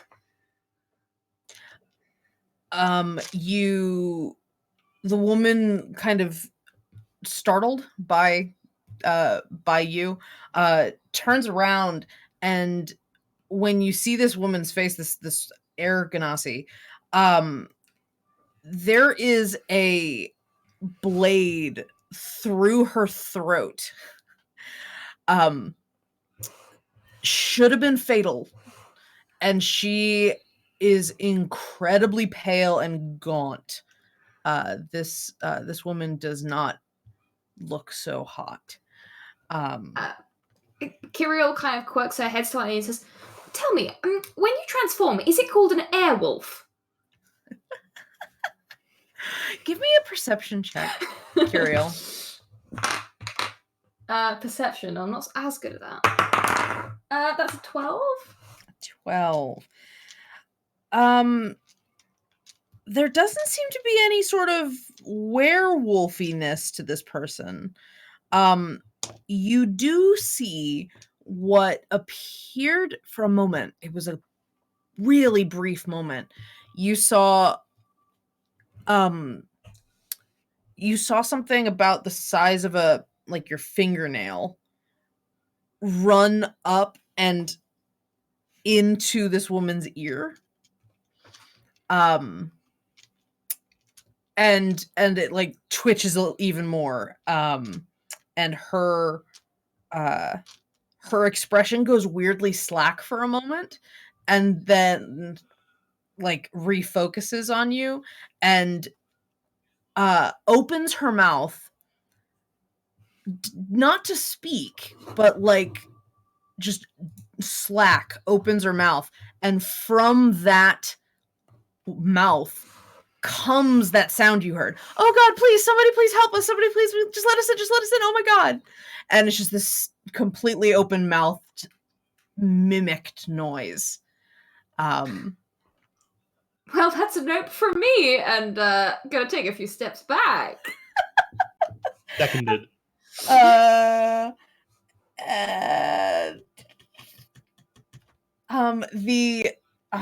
This air ganassi, what used to be an air ganassi, give me 1 second. What are the other two of you doing?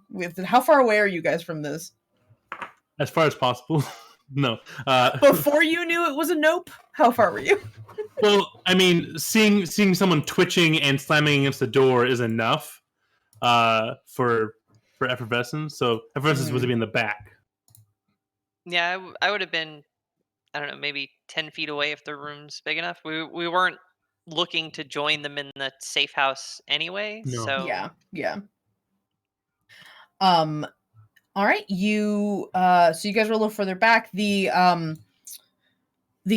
air ganassi corpse question mark starts muttering under her breath, and every so often when you see like it's actual mouth movement this time, and like just things are just unnatural, like the blinking is off, and the smile on her face gets a little too like stretched wide, and the movements aren't quite right. It's almost like it's trying to remember motor function, and it is muttering. And Curiel, you recognize that it's casting a spell. Do you do anything, or can you do anything while it's sort of muttering? It's got it's doing sort of a like this hand gesture and muttering at itself. I'll give you a couple seconds to think. I think she's just gonna move right back and draw her sword. Okay. And as you do, there's more of that disgusting, cracking sinewiness, but instead of turning into like a werewolf, the air ganassi's growing. It's enlarging, one might even say. Kiriel, you would recognize the little facets of this transmutation magic that's being cast by the corpse. This is very unusual. And the air ganassi grows to double its size, hits the ceiling, and seems to grow like these very knobby claws out of its hand and lunges for you, Curiel, with both hands. Okay. Everyone, please roll initiative. I promise to take the first roll. Ah. Well, that's a 5. 5. 9. 12. And let me roll for.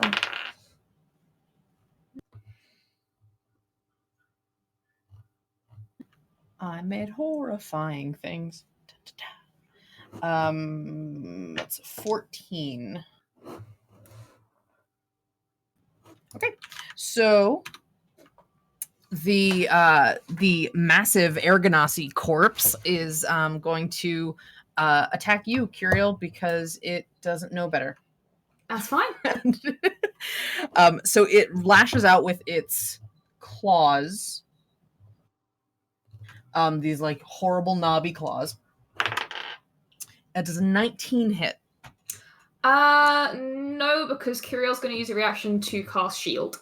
All right. So you see these claws rake at you, and honestly, it would have slashed across like your throat, but this shimmer, this instinctive shimmer of arcane energy, like it just scrapes, and it's whatever the arcane equivalent of nails on a chalkboard would sound like.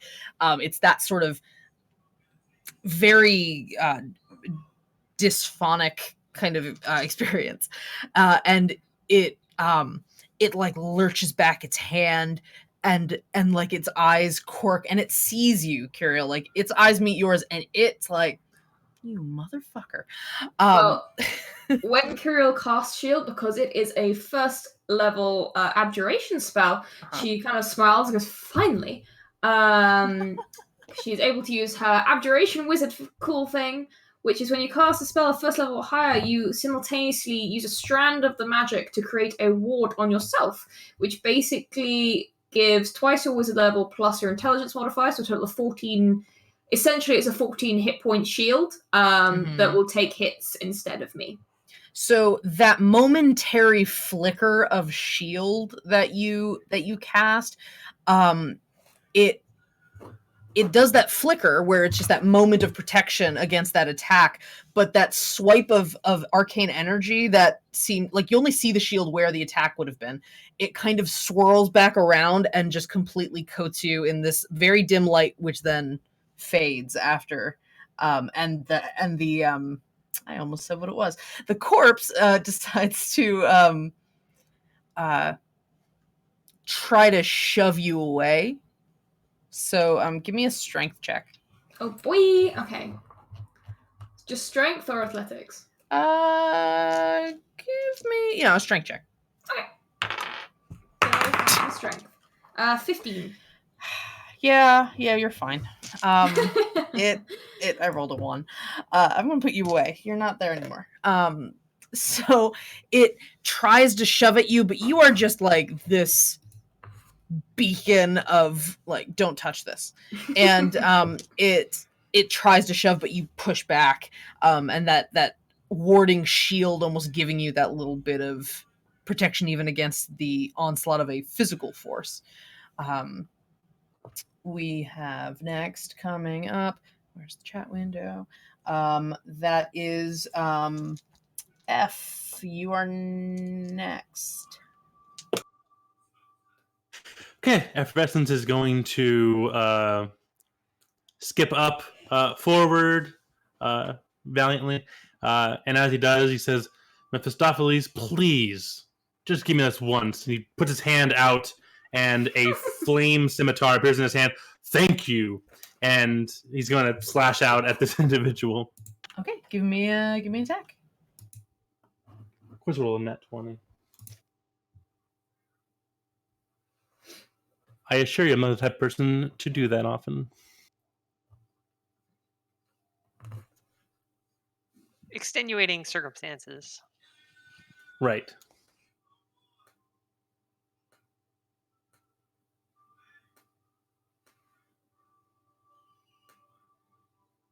Okay, that is a total of 20 damage as I slash through this creature with my. It's like a blue flame scimitar in Effervescence's hand. Well, that blue flame just kind of just tears through the center of this giant creature, and it like rasps out in what would be a scream if it had breath. Actually, add 11 to that. Sorry. Oh shit! Because it was 3d6, not 2d6. My bad. Okay. So 31 then. Yeah. 31. My bad. Okay. No, it's fine.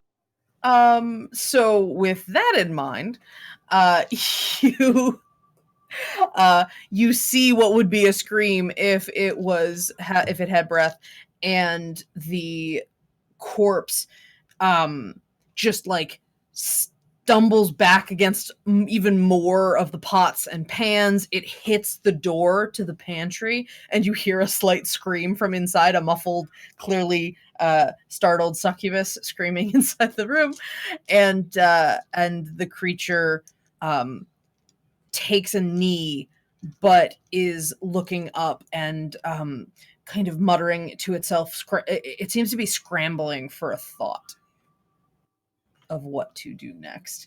Rinmei.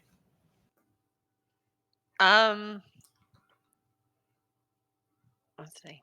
Yeah, seeing her looking hurt, I'm just gonna do my best to pile on and just take two whip cracks at her. Heck yeah, give me a roll. One of them is a 22, That'll and the hit. other one is a natural 1. That will not hit, sadly. All right, so roll for damage on the first one.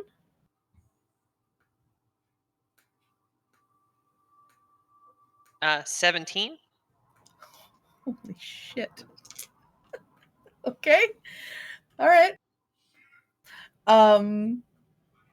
So you get the same thought you had with the werewolf, and when you whip, you aim up, and it wraps around the Air Ganassi's massive neck, and it's already on its knee, so it's low enough that you can get that, and you get it around the thing and just tug, and you hear the I keep describing it like this horrible cracking noise, and as it's holding on to the whip, trying to like tug, you get an extra little tug that clearly causes more damage, and it kind of goes a little slack, still gripping the whip. And everybody give me perception checks. Oh, okay. 11. 11, 12. 12, 15. 15. Effervescence. As this Air Ganassi's holding onto the whip, you see from that like wisp of windswept hair, you see a small dark object about the size of a fingernail crawl out of its ear and hop down onto the floor and start making its way towards the doorway. Gross. You may Gross. make an action if you'd like. So it's just like this little wormy thing? It is hard to tell. It's this big. Running. It's moving swiftly. Can I grab a we're in the kitchen, right? And Yes, there's you stuff are. everywhere. Yes, you are. Can I grab just like, I don't know, a glass tumbler or something? Oh yeah, there's jars. Yeah, like a jam jar or like an old spice jar, and just can I try and like slam it down over the top? Give me an attack roll. I'll give you for shits and giggles. I'll give you a proficiency. Oh, I'm proficient in jar combat, everyone. Yeah. Okay. Okay. You have probably tried to catch bugs before. I'm going to give you that. Who hasn't? Okay, so with that, that's a 19. 19. Okay, so you see, so Effervescence sees this small dark figure sweep down, and Rinmei, as you're holding on, and that thing, like something happens, the air ganassi just tightens and falls over.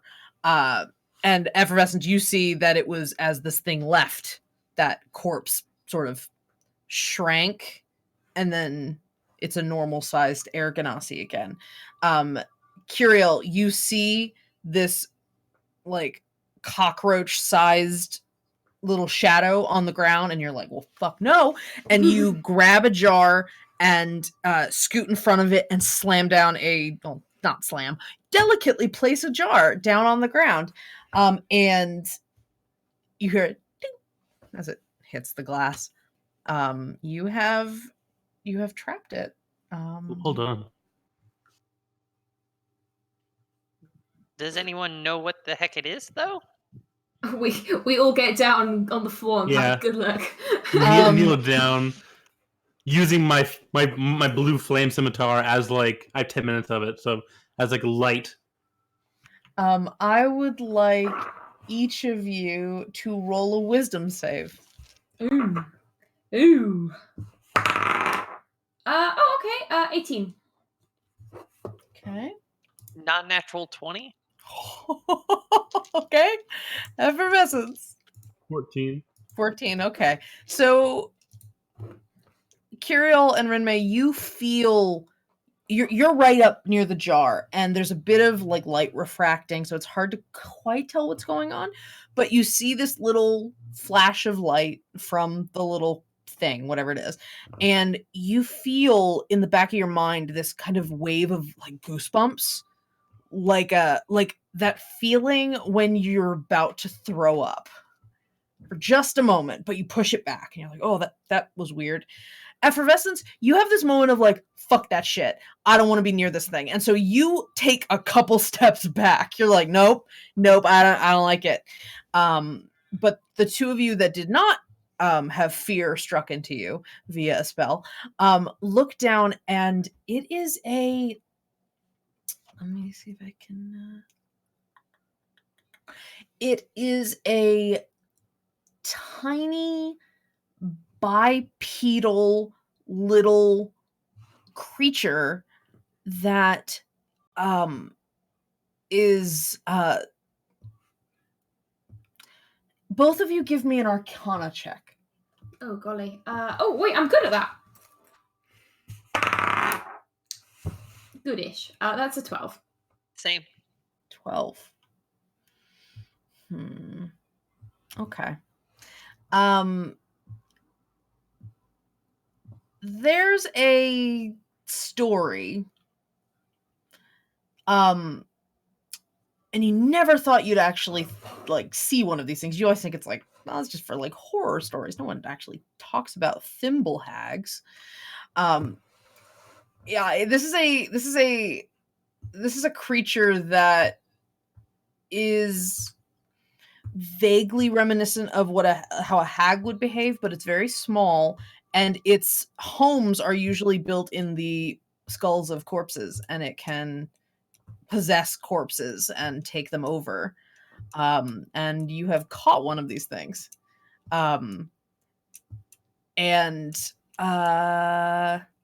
What languages do you all speak? Celestial and Common. Okay. Abyssal, Infernal, and Celestial, and Common. Abyssal, that's interesting. Okay, Rinmei, you don't hear it so much as you feel it. You feel this chaotic whir of sound and thought and anger in your head, as you know it's coming from this thing, and it's a much bigger voice than this thing should have. And in Abyssal, it imparts the idea that the hunt is on. It's still in the jar. Would you like to elaborate on the hunt? Is this a seasonal thing? Did everybody still forget roll to buy tags? Everyone roll another wisdom save. Oh, thank goodness, 19. Okay. 5. Can I? 17. 17. Well, effervescence, you're still a little ways away. Curiel, you feel that. Oh, I'm gonna throw. No, okay, I'm okay. And then Rinmei, you this voice, this deep void of a voice in your head, all of a sudden has left you with like just your stomach falls out. You just feel this pit, and you also sort of scramble away from the jar. All right. Let's calm down a little bit, shall we? I say to the jar. And I would like to just like slide a shard or like piece of some fallen debris underneath, flick it up, and put the lid on, and then shake it really hard. Give me a sleight of hand to do the thing on the bottom, though. Oh gosh. No, don't make it bad. Don't make it bad. Don't make it bad. It's fun. Okay, 18. 18. Okay. So you've seen what this thing is capable of. You sort of slowly get it in there, and you have to like tap the jar a little bit to like off. It's like, yeah, it's very much like that. And yeah, it's really hard to tell. It kind of has this look of this is a bad reference for you, Rachel. There's a commercial on TV where there is anthropomorphic mucus for a nice. it's just a big glob of green gross person. That's kind of what this thing looks like. It doesn't look like a little witch. It just looks like a little gremlin sort of creature. And you shook it around.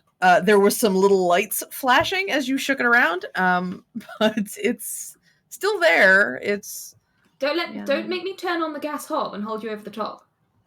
Make an intimidation check. I have a proficiency in this. Where even is it? Proficiency. Okay. Dirty 20.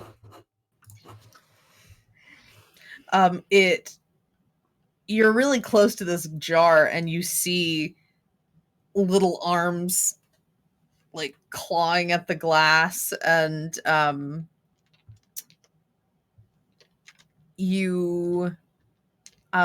Rinmei, you're far away though. Kirill, you hear this sort of like rasping, cacophonous noise coming out of this thing. And then you see it move its hands a little bit. And then the jar vibrates a little bit in your hand as very... Did you just throw it? No, there's not a window in this room, is there? No, there's not. Damn it! It's okay. The jar vibrates as a voice is coming from the jar. Just so I explain, it cast thaumaturgy, and it is now trying to talk to you. Okay. Through the jar. And Rinmei, you can now hear the abyssal that this creature is spouting. And it is saying, again, the hunt is on. Malar has claimed this day. You are all prey. You will be hunted. You will not see the sun. That S-U-N. Mm-hmm. I'll relay that to the group. That basically, someone down here declared it open season on this boat, and we are all up for grabs somehow. Well, I don't know who trained these hunters, but they didn't do a very good job of it now, did they? No, they're shit hunters, yeah.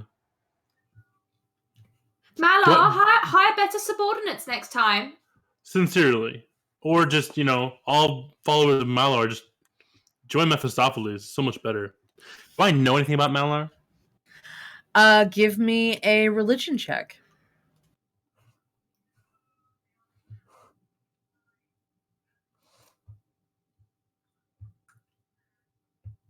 Oh yeah, I did that as well. 4. Wait. No, Malar, I mean, it's a god. You don't know much about him. Though, by judging by this, it's like the god of douchebags. I mean, do we just want to go up to deck level and throw this over the side? Have you sealed it? Oh yeah, Or are you screwed the still lid on. holding? Okay. I previously saw another werewolf, didn't I? There also was a got werewolf running down running across the hallway. So there's at least more than one. I mean, we can either do that or we can go after that last dog. I'm a little wary that this thing, if it is some kind of subordinate of this individual, might have a way to strengthen another adversary we come across. Although I'm not sure the nature of glass impeding spells from tiny hags. I doubt it would be that powerful. You hear a lock unlock behind you where the vault door was, and the vault door slowly opens, and you see Kesrian. God damn it. You see Kesrian kind of peering out at whatever you're doing. Hello. And she opens the door and kind of glances around. Let's say that she tries to open the door, and there's a body in front of the door a little bit, so it's a little harder to access.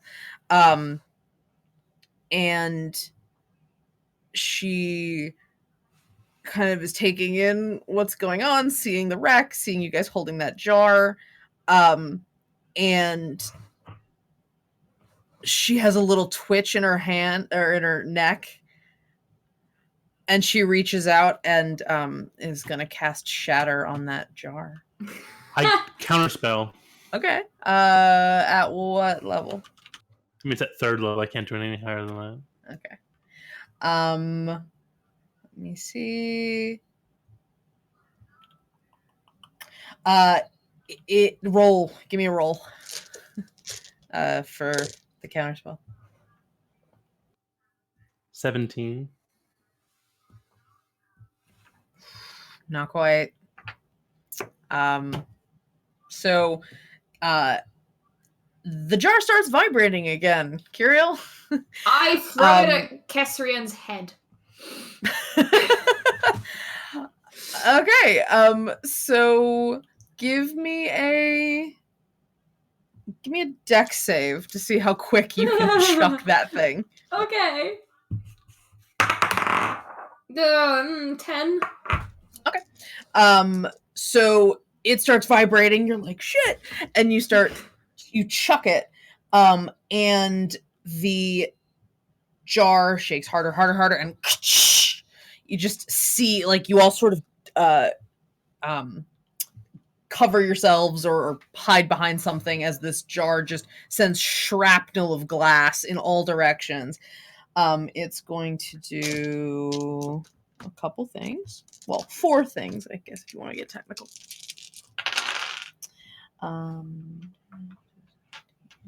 Okay, so it everybody give me a Constitution save. Oh. No, not wizards, no.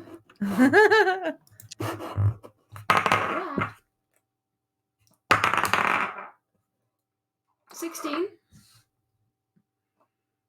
19. Nat 1. Oh, okay. Effervescence, you don't duck out in time. You take 17 thunder damage. And the other 2 you take half. Okay, my ward's gonna take that. Yeah.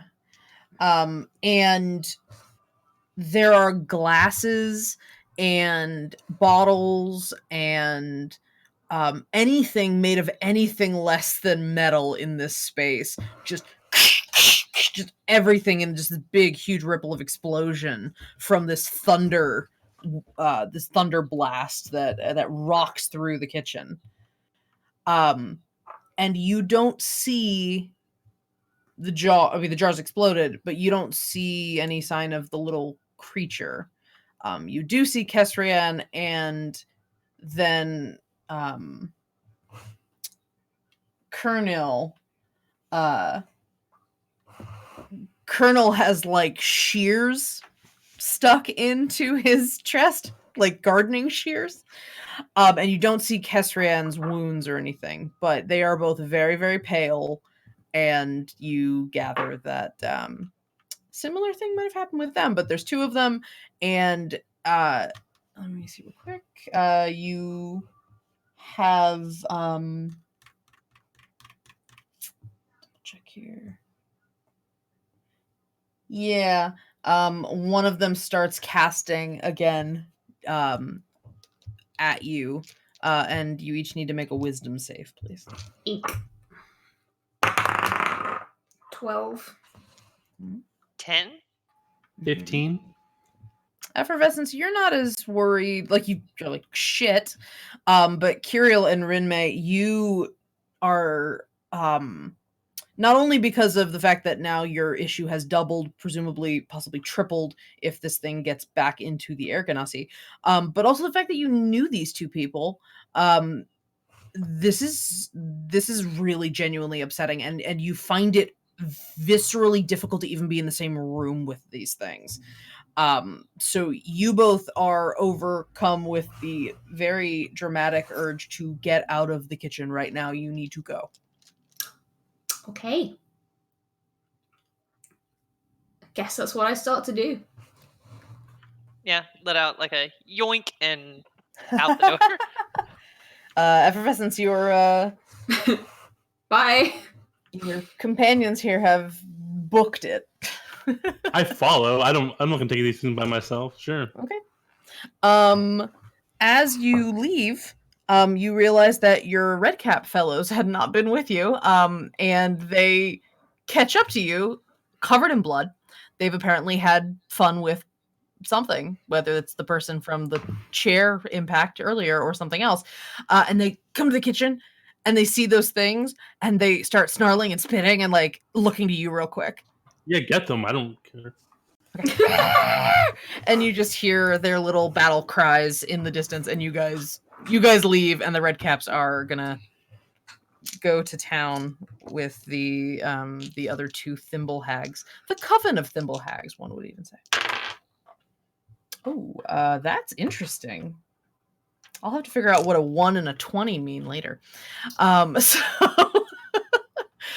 all right, so you all book it out of the kitchen. What do you think you're gonna do now? Have you guys talk a little about what's next? I mean, you hear more shouting and screaming, you hear snarling as you run down the hall. A like a wereboar charges out of a room with a person gored on its tusks and just smashes into the wall with this thing. Breaks some glass. There was sort of a doorway that had a lot of glass in it and just smashes through it with this person. That's like one of many things that are happening. It is utter chaos right now in the hallway. Oh, all right. So after really thinking about it, maybe we should ought to go and find whatever generator has been disabled. If it'll reverse these transformations and make those little caterpillar hags powerless again. Do you really think it's gonna work? Are you confident? I mean, it worked before. If we can restore it to power, I mean, it might have been the first place they hit. It might be that some kind of commander or ringleader is there. All right. I mean, that sounds good. It's our best bet. There's body snatchers, insert animal. We're outnumbered. There's no counter offensive it's just chaos. Like, we got to get ourselves out of the fray, and it's gone from hell to chaos. Yeah, this is just bad. And at least they can't reanimate bodies if there's no magic. That's fair, right? I guess I don't know. So we want to find some stairs down then, probably, if we're looking for engine rooms, generators. Yeah, it's either going to be in the belly of the ship or it's going to be on the top, making like a dome kind of thing. That's usually how those sorts of things work. Can I roll to try and kind of on a boat like this, I guess with intelligence, try and work out where you would keep engines of an arcane nature? Yeah, give me a let's call it a history check because you Okay. might have had access to some information about the boat over the Yeah. course of your stay. Oh, it's only a 7. 7. I mean, you can try to intuit where engines and such would be. You know where crew only decks would be, that they're lower. So at least you have a direction. You're at least pretty confident of that. But you'll have to, if you see as you travel, that there will be areas that are explicitly marked crew only. You can head into those spaces just to kind of see what's around. I mean, I suggest we bust into any area that's restricted to the public. Might as well. This place is going down quickly. Well, as long as it doesn't literally start going down, we'll probably be all right. Yeah, down and Yeah. maybe aim for the middle. Yes, that sounds very reasonable. And kind of strike off looking for kind of staircases going down into the belly of the ship. Okay. So you all start making your way into, well, firstly, Curiel, as you guys are talking about this, you glance to the left, there's a employee only section, and you just shoulder check it to open up the store, and nothing happens when you bust through. No wards, no protections. That could be a problem potentially, that you were just able to walk in here, but it is a stairwell, like a sort of utility stairwell that circles down. Right, down we go, I suppose. What's the lighting like? Have any of the lights kind of gone out? Is in this case no. They are sort of ever burning torches that are maybe a little cooler in temperature here in the more crew based sections, not that like lantern red, that like paper lantern red look that is kind of all over the public facing stuff. So you can see pretty well. It's I mean, it's deep and it's a dark space. There's lots of hard shadows, but you can find your way down the stairs safely. Right. Kirill will start heading down there with her kind of sword drawn in front of her. Okay. Who's last out? Or in, I guess. Vince could be, because he was looking for his imp. Well, the red caps too, like. Oh, the imp, right. We're going down, just so you know. So come, please. He's your familiar, right? Right. So I can really just like pass him towards. Yeah. Well, I was gonna say that, or you could telepathically let him know what's going on. So you're able to convey that information, or snap your familiar back to you. It's up to you. As you are hauling into this room, you hear a blast behind you in the hallway, just past where your gambling hall was, and just a full wall explodes with this sort of arcane blast of force. And from that hole emerges a figure with a dark black hooded cloak and a very angry looking bow. And it sees it sort of glances around, and it sees you from like 100 feet away, maybe let's say it's like 200 feet away. It's down the hall, way down the hall. But you have this like rush of chill of fuck, because this thing is tall, it is upsetting looking, and it also has those red eyes. I close. Is the door still there? Curiel like shoulder checked it, so it's not like it's gonna lock, but it is there. You could close it ostensibly. I will try to close it as slowly and quietly as possible. Okay, so you. I mean, it was looking at me though. It was looking down the hall, and you were down the hall. That's Okay. all you can tell. Just gonna slowly close the door. Okay. So you are all making your way down the spiral staircase, sort of clinking with the hard wrought iron, and you reach a like hop off point. This is much more maintenance shafty than it is like an actual staircase. So there's like a little ledge of metal that you can hop in, and there's a bit of a little one of those wheel locks kind of things. So that's there seems to go deeper, but there is one there, and it's labeled in Infernal. Not, it doesn't say engine. How about that? I don't know what it says, but it doesn't say engine. Shall we carry on? I don't think we really need to worry about this then. Yeah, I think Right. they should have it clearly marked. If I think that they know what they're doing here. So right. you go ahead. I was gonna say, do you get the impression that they know what they're doing here, given how the No. day's going? No, I don't. Neither side do. So you guys are continuing to spiral down. That was a pretty quick jaunt down the spiral. You hear a very high-pitched whistle. And I need to know what your ACs are. Yeah. 16. 18. 14. Okay.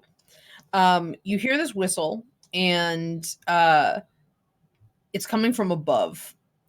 And you look up, and the effervescence, you see a streak of light kind of spiraling down the outside of the stairs, and it hits you like an arrow, and you take 2 damage, 2 piercing. But you feel this sort of like a subwoofer from that point. And that's it. You have an arrow stuck in you, and you felt that subwoofer sensation. But that's it. And it's like, how the hell did that arrow hit you? Oh, did I tell you guys that there's a scary archer back there? Yeah, there is. And I'm pretty sure it just got tagged. The hunt is on, and I want to go home. Well, the sooner we get to those engine rooms and fix whatever's gone wrong, the sooner we can put a stop to any magic arrows, yes? Right. He like gestures upward, and his imp begins to try to like mess with it to try to fix whatever issue is going on. Mm-hmm. So you all continue rushing down the stairs, presumably. It takes a little bit more time to get to the next tier, not the engine. And then you hit the bottom, and it does, in fact, say, oh, God damn it. Rachel, what are they called? Those crystals?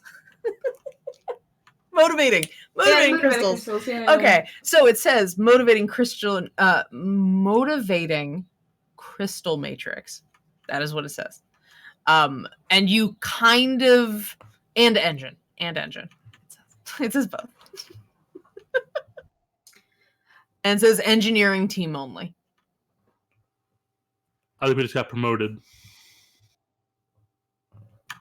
Okay. So y'all work together to get the very tight lock mechanism open, and you bust into this very heavy door, and inside you see some bodies, some corpses, very still, not walking around corpses, and there is just blood streaked up the walls, like just massacre in this space. There's like half a dozen engineers that are not getting back up, and you do see a figure, a gnome, in the corner of like a wreckage space. There's a lot of like refuse and stuff there, and he's sort of tossing stuff and like, son of a bitch, just like moving around. And when you bust through the door, he's like, ah! Oh fucking hell, what are you doing down here? Trying to fix an issue. Is that what you're doing too? Yes. That's fine. Just come on. I can use an extra pair of hands. Just come on over. Are you an employee here? Yeah. I'm keeper of the engines. Technically, I'm just the rest of the engines. Just come over. Come on. Yes, sure.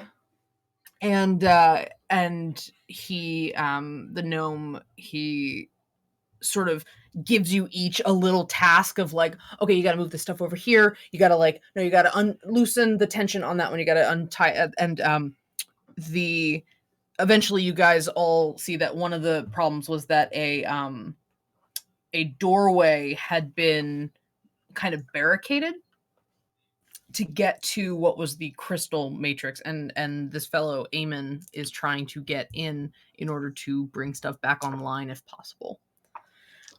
So this is a door that has some sort of obstruction behind it, and it is going to be very challenging to get past it, and he's not quite sure how to go about doing it.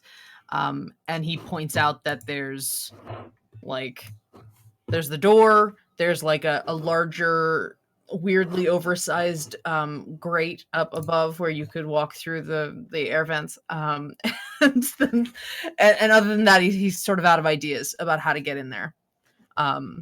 He's like, well, all right, so these big fellas, they trounced through. I hid, and they made their way in there and kind of caused a ruckus, and I haven't heard anything in there since. I'm not sure if they're still in there. Maybe they got another way out.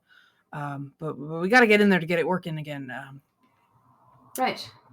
Is there a way to get in, say, for like a tiny creature? Well, that air vent's pretty tall. You little creature, yeah, sure. You go up there. Okay. He'll gesture towards his imp, which will dart up towards the ceiling and then shrink down into a spider and crawl in. Perfect. So yeah, it your imp just kind of like monkeys up to the vent and disappears into the vent. Please don't screw this up. Please don't screw this up. Please don't screw this up. You have a beautiful relationship with your patron. He's my associate. Oh, you're talking to the imp, not Mephistopheles. Right. Okay. I wasn't sure. So you you're sort of waiting for a little while. Effervescence, did you leave the arrow in you? Would it have been difficult to get out, but then it only did 2 damage. It was a shallow pierce. The arrow was probably like out then, and it's just like left on the stairs back. Okay.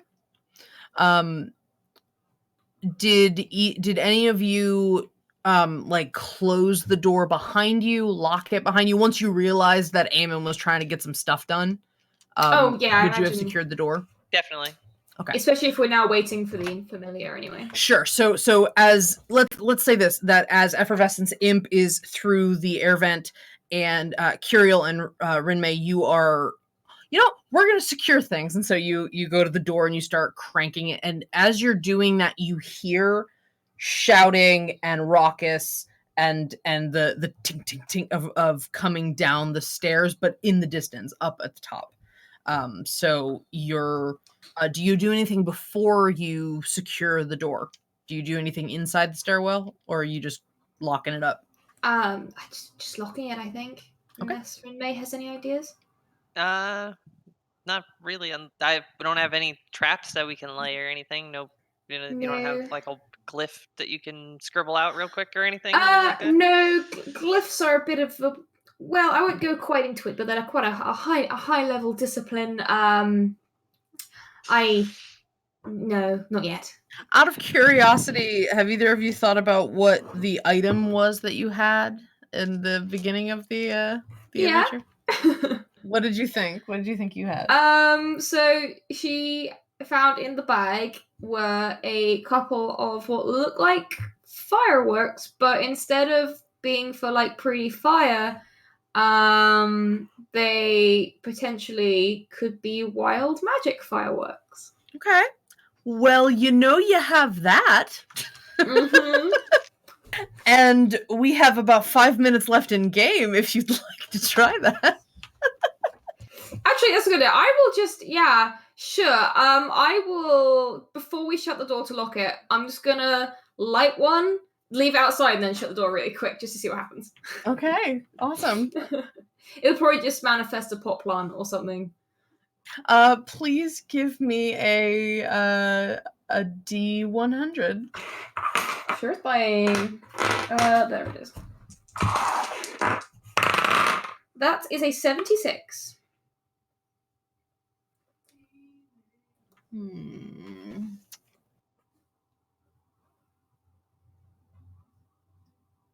trying to find a good one. I'm trying to find a good table. Ah, yes.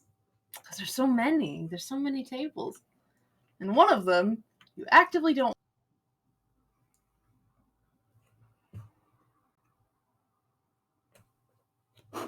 All right.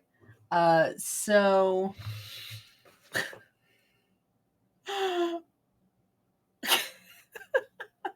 All right. So we're going to say that you set off this firework, you light it, and you run, and you start cranking the door shut, and you hear sort of a happen as the firework goes sort of ting ting ting, like you hear it kind of banging up its way up the stairs, and you hear the explosion, and it sounds like a vortex of air, like a kind of noise, and you just hear all hell break loose. You don't know what happened, but you're hearing a lot of shouting, you're hearing fighting. Something happened up in the hallway, and you have caused a bit of trouble. Well, I'm sure they won't file for damages. Everything's fine. So you guys lock it in place. You clamp down the emergency hatch to make sure it can't extra protection. And effervescence, you hear kind of this little skittering screech of attention from your imp on the other side of the door. It's muted. And I don't know, can the familiar telepathically talk to you, or do you have to initiate? You can talk to me as well. Okay. Yeah, I actually have a invocation where I can embody them for a little bit. That's what I was doing in the beginning of the game. So yeah, they can actively talk to me telepathically. Okay, so you hear in your head, "There's stuff! We'll fix it." Fixes stuff? Yeah, just to go past and do here. And he goes through the eyes and tries to see what the imp sees. Must you do everything? And so you see that there have just been these there's just been junk thrown up against the door, pieces of wood that have been splintered, some pipes, what looks like a very large chunk of crystal has been thrown in front of the door. But if you look around, some things have been trashed to the point of you don't know if it was ever something you could identify, but it definitely can't be identified now. Just a pile of trash. But there is a pile of stuff ranging from something your imp could definitely carry to something that it might take a couple seconds for it to shove out of the way. With a little bit of effort, it could probably get some of this off the door. Okay. I will tell it to start doing whatever it can do to get that thing cleared. Why didn't you say so? And it starts trying to pry things off. You hear,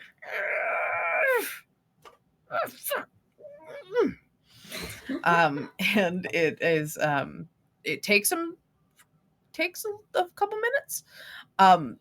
Kirill and Rinmei, you still hear whatever the fuck happened upstairs. It's starting to die down a little bit. But it eventually, Effervescence, you and Eamon, the keeper of the engines, you're waiting at the door, and you see a little crack. Like Eamon starts pushing, and you see a little big of a crack. So your imp has begun clearing out enough that you guys can start seeing a little bit into the room and potentially getting your hand around the door and start shoving. Can we kind of lend our strength to the shove? Oh yeah, definitely. Roll. Give me all of you. Give me strength checks to find out how long this takes for you to do. Oh wow, 19. 17. 5. It's that little straw that really just tips them over the edge, Rinmei. It's great. I'm just kind of leaning on it, like, yeah, let's like, push it so Eamon- hard, push it so hard. Eamon's like, it's a push, not a pull. And you hear the imp start moving stuff, and all of a sudden it gives way. Kirill and Effervescence, you're like, whoo, like you hear the imp screech like, and it hits like the pile of junk because you got all the leverage in that particular swing. So you got inside. You are now inside the motivating crystal matrix area of the engine rooms, and Eamon, oh, holy hells.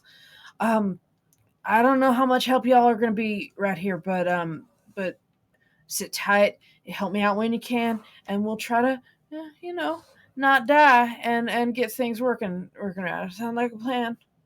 How Yes, much time absolutely. do you need? Enough time that we don't die. Yeah, just sit tight. Yeah, go ahead.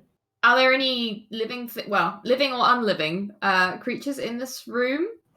Not that you can see. There it's been trashed, but this space there is a pile of mechanical parts and ship parts and things that have been sort of piled up against a wall, and if you go over there and kind of like straggle through it, you do see that a hole was torn through the room, so there was a second exit.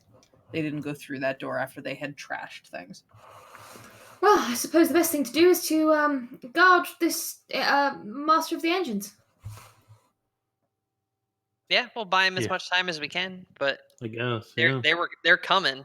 They're whatever that was that you threw out there. That seems like they're gonna be pissed when they get here. You do all hear a like that battle-y noise and stuff. You hear on that door on the other way, and Eamon gets you guys to re-barricade the door as best you can, and at a certain point that door will break, but we'll have to find out what that is or what happened on our official Final Rites stream next week. Y'all will be remembered regardless of what happens. But yeah, Eamon Galadodger was down in the engine room with 3 VIPs that managed to find their way down there, and they made as best a stand they could, depending on whatever became of the group in the stairwell. All right, so thank you for participating in what is most assuredly the most calamitous thing to happen on the Final Rites in quite some time. And that is the end of our one shot. Thank you all for playing with me. That was Thanks, super Anne. fun. Thank you so much, Angela. You're such a great DM. I didn't mean to screw you guys too much, but No, No, some, it was some of those fun. monsters were ridiculous. Like I when the mouth went slack and then just the voice came out of it, I was Yeah. just like, oh my god, oh my god. that's a nope. I will give credit where credit is due. The thimble hags I took from Grandmother Crook Bessum's Book of Hags, which is on DM's Guild. You can find Book of Hags on Amazing. DM's Guild and find a lot of really terrifying things in there. So that's my big plug for the day. But thank you guys so much. If you are curious, Rachel, you rolled to summon an elemental. Nice. I did the So- right thing, guys. You did. And this is Final Rites. This was a one shot to stopgap between two main episodes, in which the Final Rites is currently being attacked by members of Malar's were hunters. They've decided that they're tired being in the shadows and snooping around on ship, and a coup has started on the ship in the last episode. So this was from the perspective of some of our passengers rather than our crew. And we'll have to see what Jason does with it and where we go from here. So really last minute introductions. Once again, I'm Angela McCain. You can find me at darling_gypsum on Twitter or all over Nerdsmith, our network of which we are a part. And let's go around and introduce ourselves. Rachel, give them a quick look-see at who you are. I am Rachel. You can find me with the tag. You can find me with tag Talonir on pretty much all social media. I do a lot of Dungeons and Dragons and other tabletop themed artwork, which I post to my Twitter and Instagram and all those places. I also stream artwork. I'm next be streaming on Thursday at around 4 p.m. UK time, and tomorrow I am running the season finale episode of my ongoing campaign, Heroes of Redwall, over on the Scradicus Academy page channel. So if you are interested in seeing Redwall reimagined as a tabletop setting, please do come along. I love it. Thank you, Rachel. You should definitely check out Rachel's stream, though. It's really relaxing and frustrating to watch her be so good at art. All right. So Kim, let people know who you are. Okay. Kim Hanley at _Kim Hanley, HANLEY on Twitter. Thanks for having me. This was a lot of fun again. So happy to have you. I'm working on a campaign of my own that's going to be starting in a couple weeks.